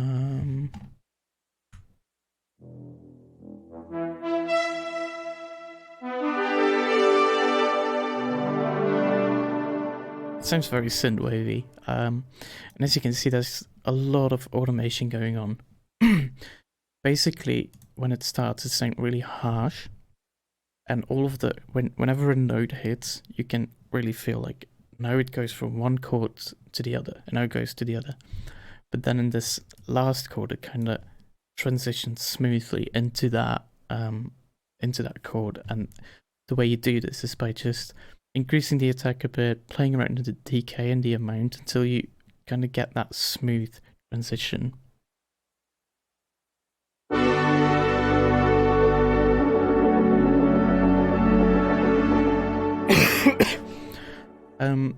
If I were to remake this song, I'd probably put a little bit more time into this to make the transition even more smooth. But I feel like it works quite well. So it really kind of goes from this.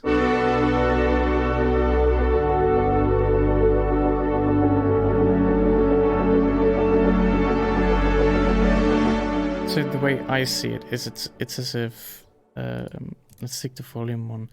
It's as if it's really harsh over here and then it goes down to a bit smoother and then it just goes up again all the way and it sounds really hard.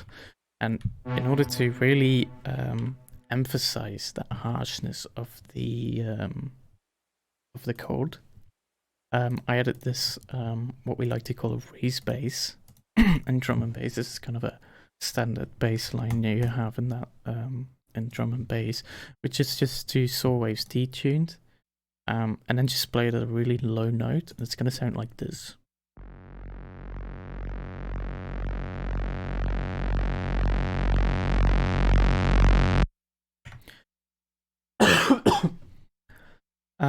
And when you add that on top of the chords, it's really gonna kind of rise up in volume, and it creates this really big sound.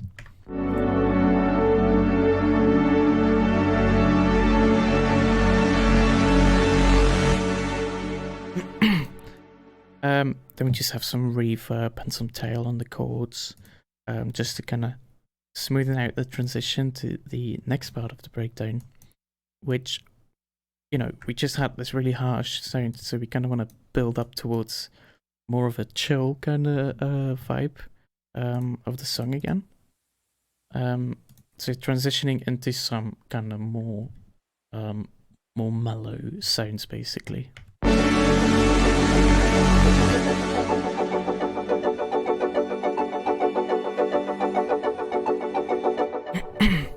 So we got this ARP from the intro again. And then on top of that, I added this serum preset, which is called Celestial Light.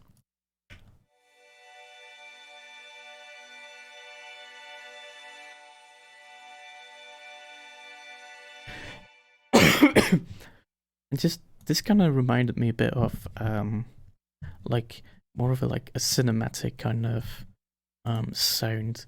It's as if you have like a trailer of a song where you have kind of a space scene and they want to add kind of like a ethereal atmospheric kind of strings. It's kind of sound like this.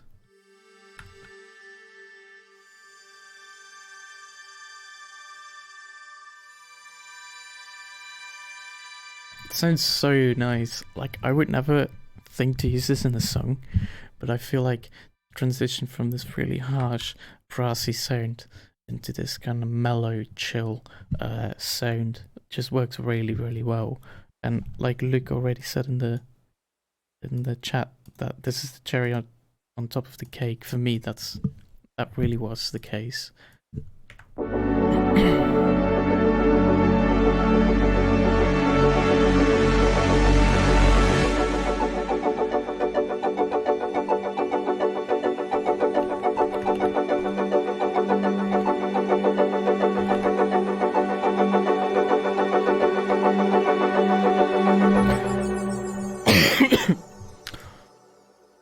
I kind of wanted to have more of a build-up effect again.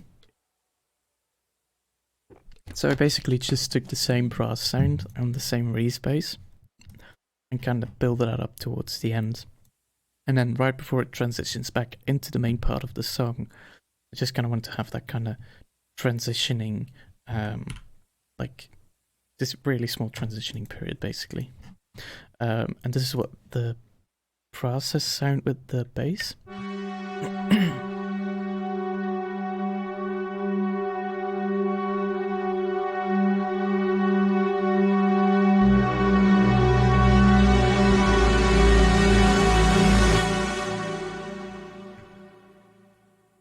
Just to kind of give it that kind of last hint of like harshness before it goes back into the song, and it really helps to kind of build up this middle section.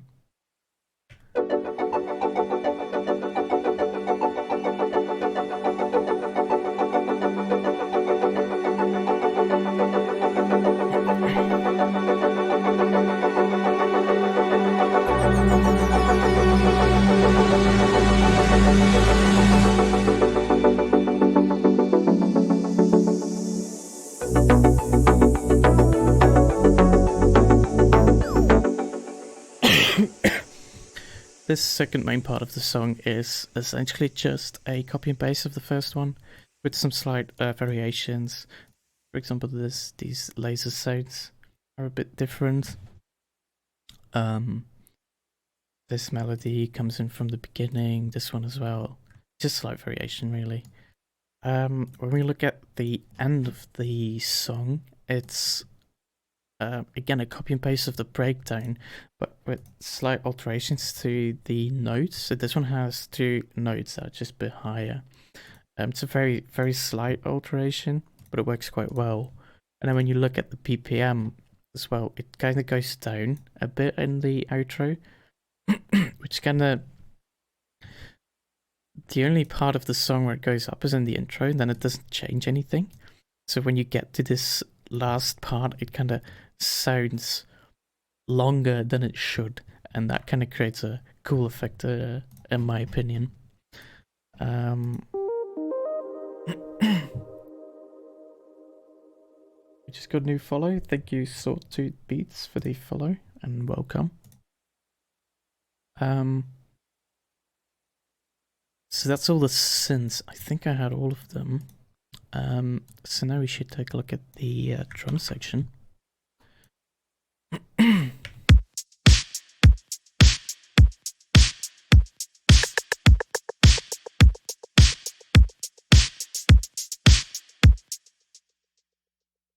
So for the drums, I have a 707 kick, believe it or not. It's kind of what I use in all the songs, basically. This one has a drum bus on it, a bit of compression, And this drum bass is going to add a lot of low end. When we actually listen to what the drum bass is doing, this is what it's doing.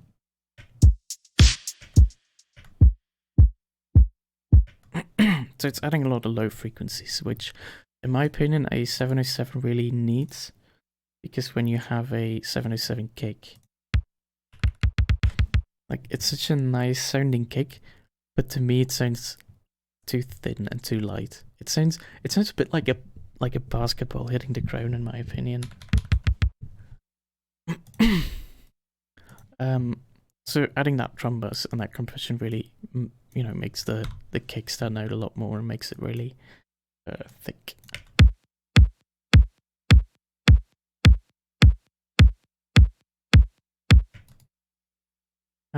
We've got snare 49, obviously.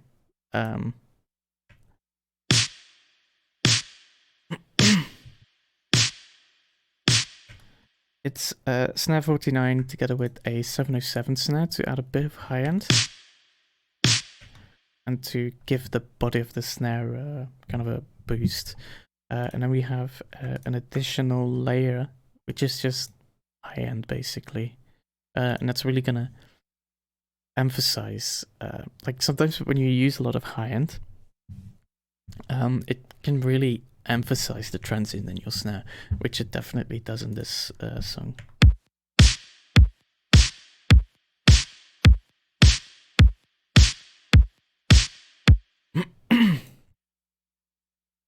Let's take a listen to.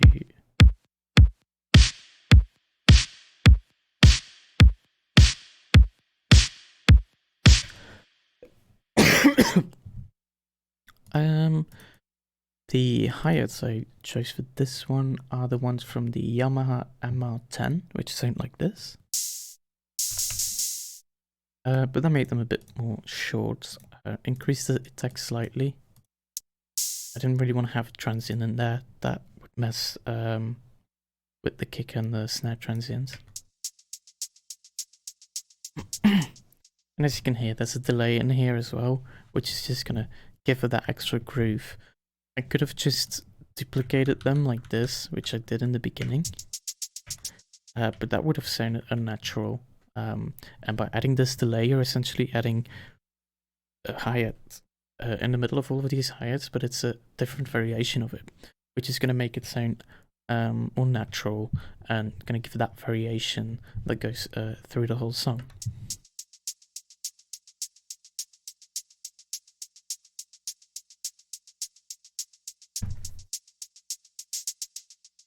And then there are some variations in here where the hi-hat kind of opens up a bit more. This is really just there to spice up the drum loop a little bit. I have some percussions, especially these, which are 808 claves. And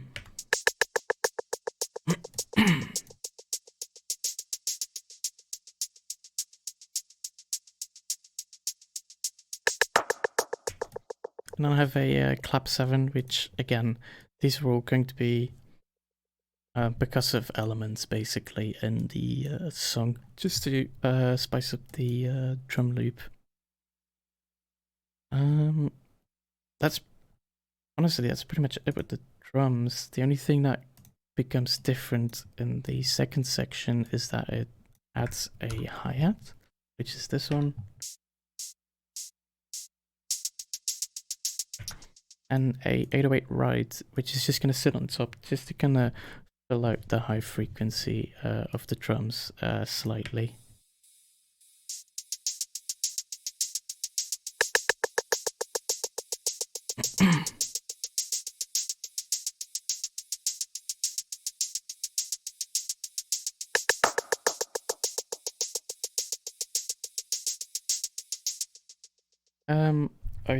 Side sticks, do you mean rim shots? Could be. They're called claves in my sample packs, so I don't really know what the correct term would be. That's pretty much it for the drums. On the entire drum bass, I have a multi-band compressor going on, and then just a standard compressor, which I don't think is really doing all that much. I think I accidentally kind of made the transients and the kick and the snare a bit too much. And I could just kind of want to keep them a bit under control. There's a limiter here which isn't doing anything. A reverb which isn't doing anything.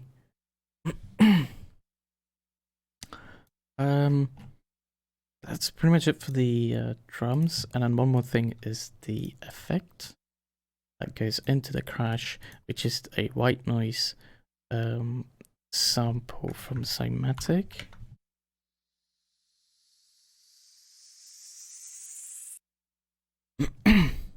The reason I have so many plugins and effects not doing anything is because I put them on there, test them out, listen to what it sounds like, and then I don't like it, and instead of deleting the effect, I just disable it.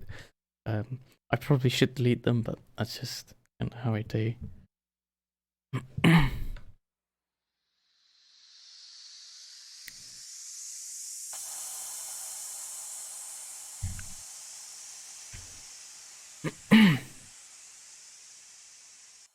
I know a lot of people like to make fun of these samples because they're from Cymatics and they're considered EDM samples.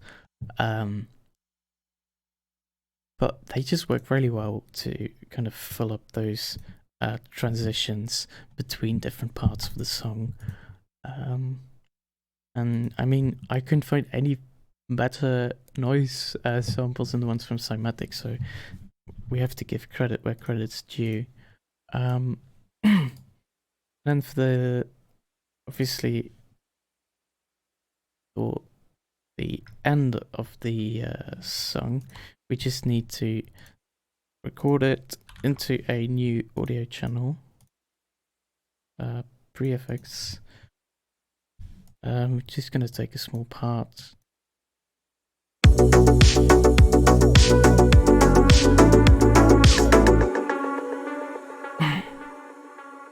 And then we just take the sample,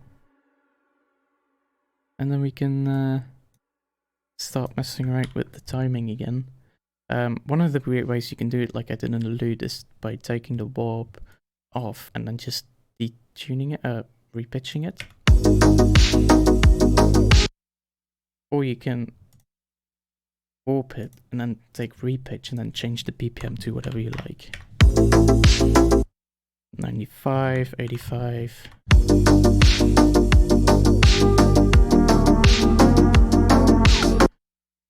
And whatever BPM you think sounds good.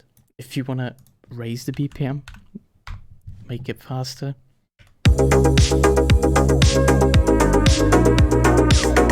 That's something you can do as well.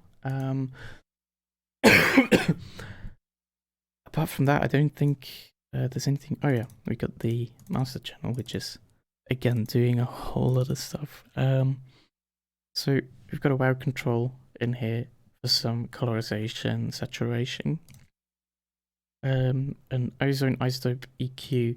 It's gonna do EQ matching to pink noise. And the reason why this is good, I don't know if I have a pink noise. Yeah, that's not really a pink noise sample. Basically, you have different types of noise in audio. You have white noise, you have brown noise, you have pink noise. There's a whole Wikipedia article if you're interested in reading it. It's kind of interesting. It has to do with kind of like sound, light frequencies and stuff, I think. It's pretty interesting. And you can see the different types of noises. You have white noise, pink noise, brown noise, blue noise, violet noise, grey noise, red noise, green noise. I think all the colors probably have a noise. But what's so good about pink noise is that what white noise essentially does is it just has an amplitude that's the same across all the frequencies. So the level is just the same. But that's not how human hearing works. We hear certain frequencies louder than different ones. Like, for example, low frequencies, we hear them really quietly compared to mid and high frequencies.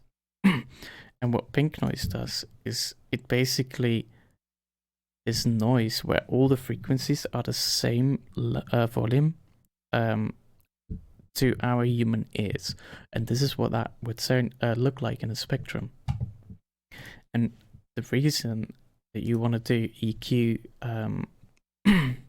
matching to pink noise is because when you do that, it's going to essentially add an EQ that's just going to make your song and the whole frequency range of your song sound much more balanced. When you're working on a song for hours on end, sometimes you don't really notice it that you don't have enough high end or that you have too much low end. So having a pink noise as a reference is a really good thing.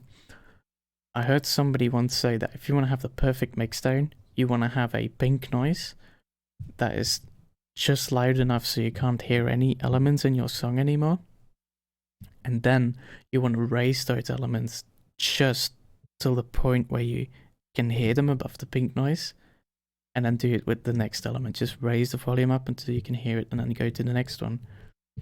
And that way you could, in theory, you should have the perfect mixdown. Theoretically, obviously, we all know that having that mixdowns as well, they are quite objective, but they're also kind of subjective a bit. Fletcher Munson's scuff, that's what I was looking for. That's basically what shows. I wonder if that's where Mr. Fletch got his name. So this basically shows you how the human ear kind of works and how we listen to frequencies. I'm not going to go into detail. That would be too boring. But that's why you would want to do EQ matching to pink noise. And as you can see, I clearly had a bit too much low end and just not enough high end. It's a lo-fi song, so I don't want to have too much EQing going on in the high end. But this kind of fixes a lot of issues. Luke is going, so good night, Luke. Thanks for coming along and thanks for the donation. Then we have a Valve compressor. Add some lo-fi and some compression. A mid-side just to boost the stereo width just slightly, only 15%. A utility just to take down the volume slightly. A glue compressor just for some general compressing.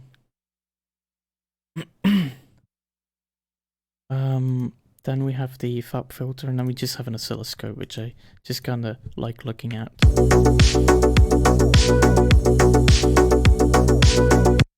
I just like looking at that sometimes. And let's take a look at the maximizer, see what it's doing.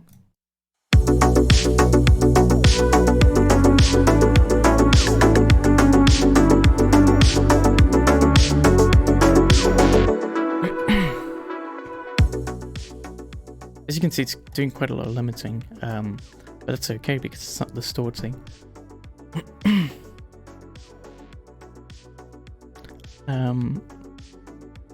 Basically, the way I do mastering with limiting, especially, is just kind of raise the gain until it starts to distort, and then just lower it slightly.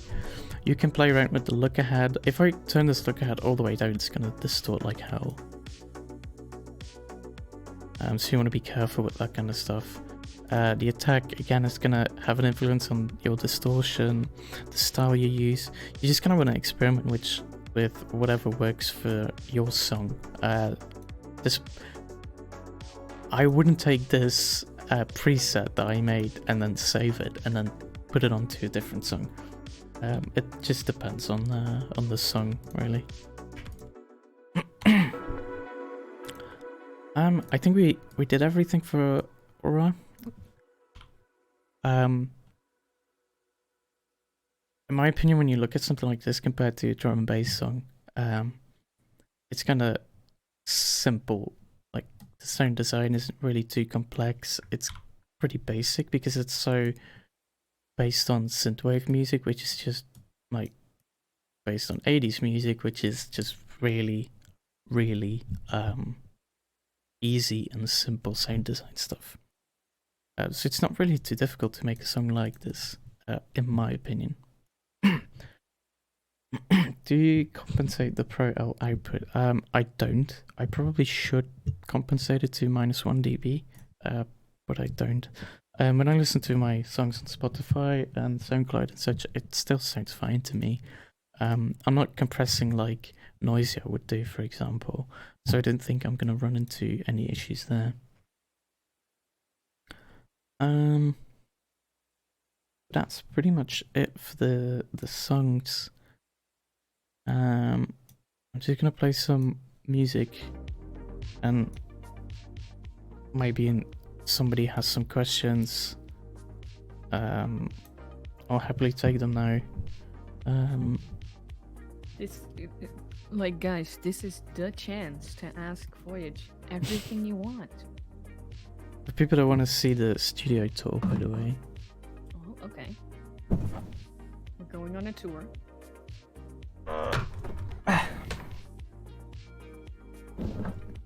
Oh. So that's my bed.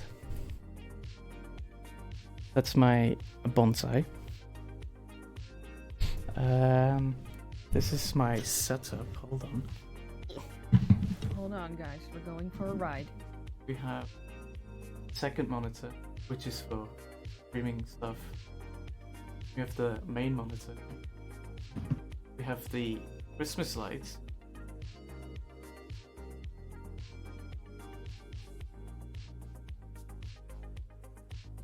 Over there, that's a ghost. Don't burn it. Also, Okay, people want to know where the tree is. They didn't see the tree. oh, the bonsai tree. Mm-hmm. This one. They want to look at how you can, like, you actually keep your tree alive. Yeah, I just give it a bit of water, really. Oh, people noticed your switch. Oh, really? Apparently, saw someone talk I about don't the think switch. this is kind of special. Oh, it is. The Animal Crossing switch. Very nice. That is so sleek. I don't know if Lizana is still here.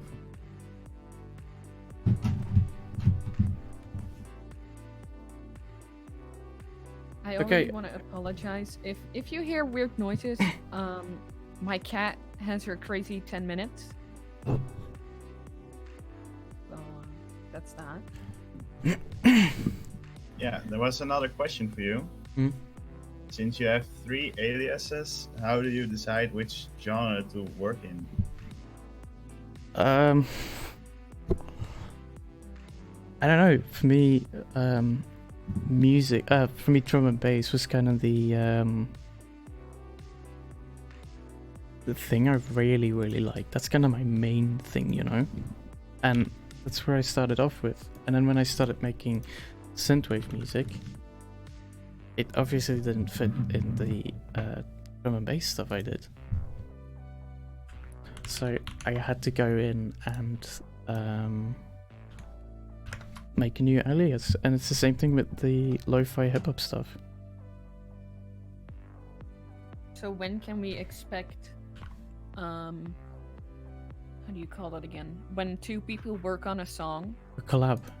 Yeah, when can we expect a collab between Nexus and Tight and Voyage? I don't think that's ever gonna happen. But for people that are interested in collabs, I'm actually doing a collab with Forehill, by the way. I'm just taking a look if I... No, this is with my long hair, I'm not showing that.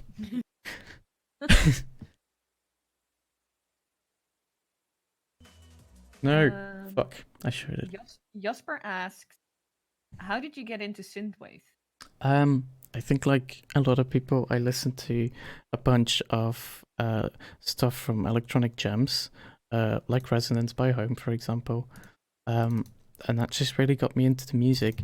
I can actually show you a synthwave song I made in, I think it was 2015. This was kind of my first attempt in synthwave.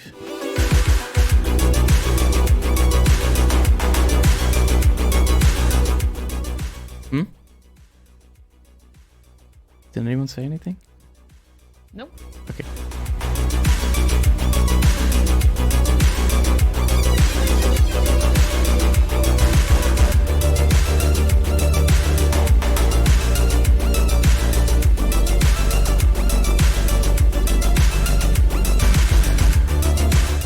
Yeah, this was made in 2015, and then I kind of started doing some vaporwave kind of experiments.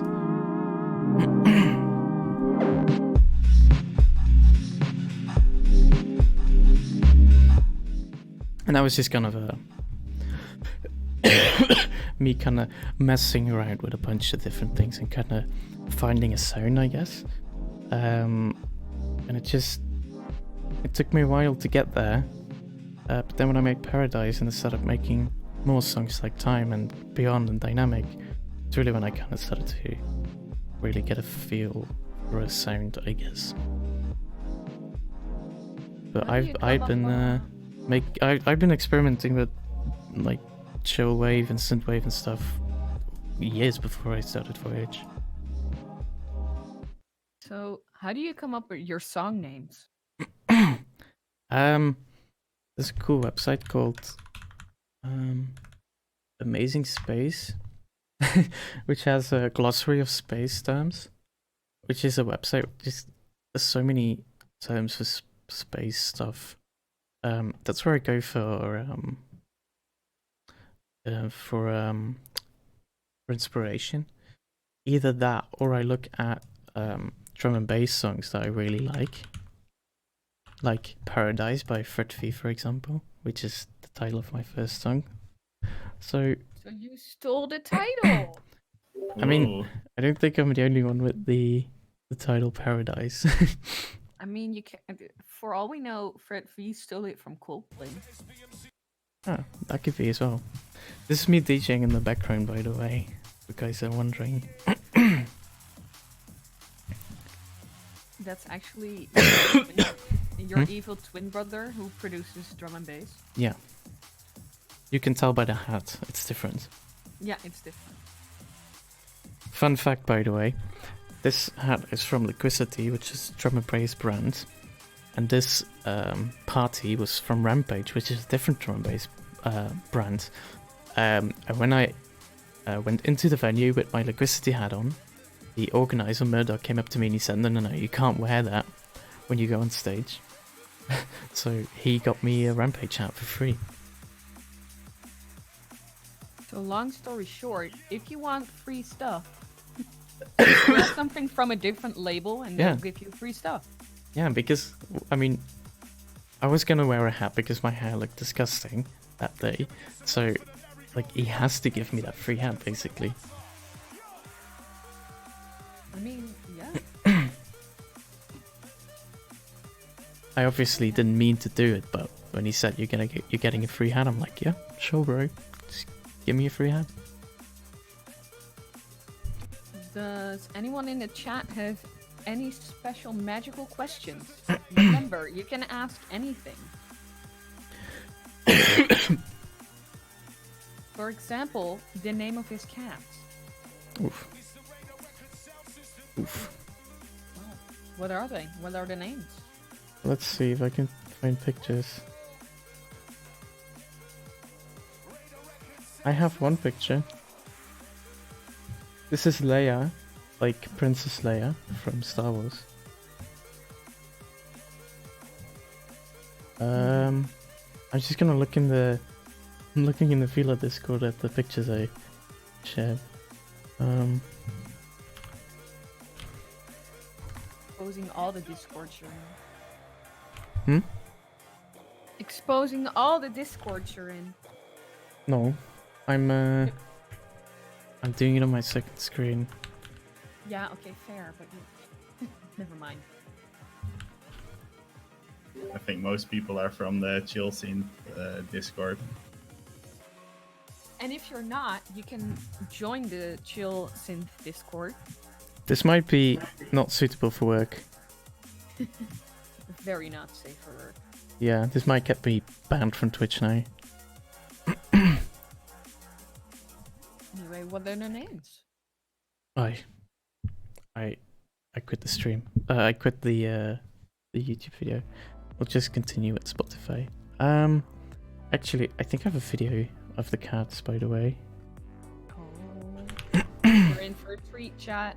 We're getting a video of the cats. Thank you to the Paps for following. So there is the video. Just to answer some of the questions, do I shave my head? No, I just shave my beard and other things. How does a collab work? Basically, you set up a shared folder in Dropbox, for example, and then you just put the project file in there, and then every time somebody works on there and saves the project file, it just gets synced to both of you, so that way you're able to work on that quite well. So this is Loki, and then the black and white cat, which you can kind of see in the beginning. This is Link. I can't remember who came up with that name, but Yeah, me neither. my favorite drum and bass artist is Culture Shock. I have a vinyl of him, the only vinyl I own, which is right over there on the wall. I'm going on a tour, guys.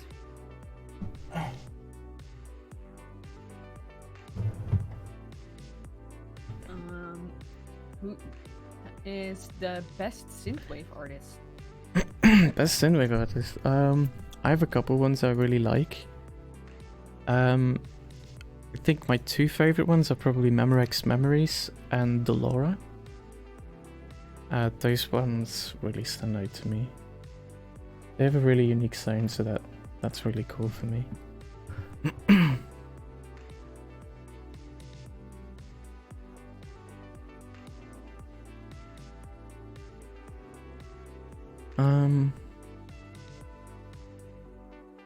I think that's gonna be it, to be honest. Well, I have one last question. Hmm. Do you have any synthwave stuff that you're working on?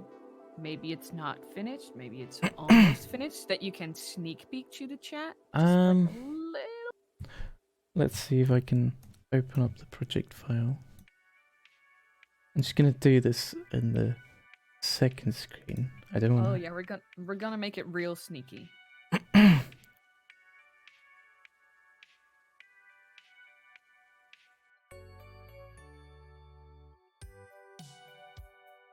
Any chance of a breakdown of my Yuitsu collab? I can't really do that because he finished the song, so I don't actually have the final project of the Yuitsu collab. And I would have to ask him for permission, obviously. I don't really know how to contact him, to be honest. He's kinda gone off the grid, which is okay. I think this one I can show off. I'm not gonna go into too much detail. I think I put this in the Jilson Discord actually.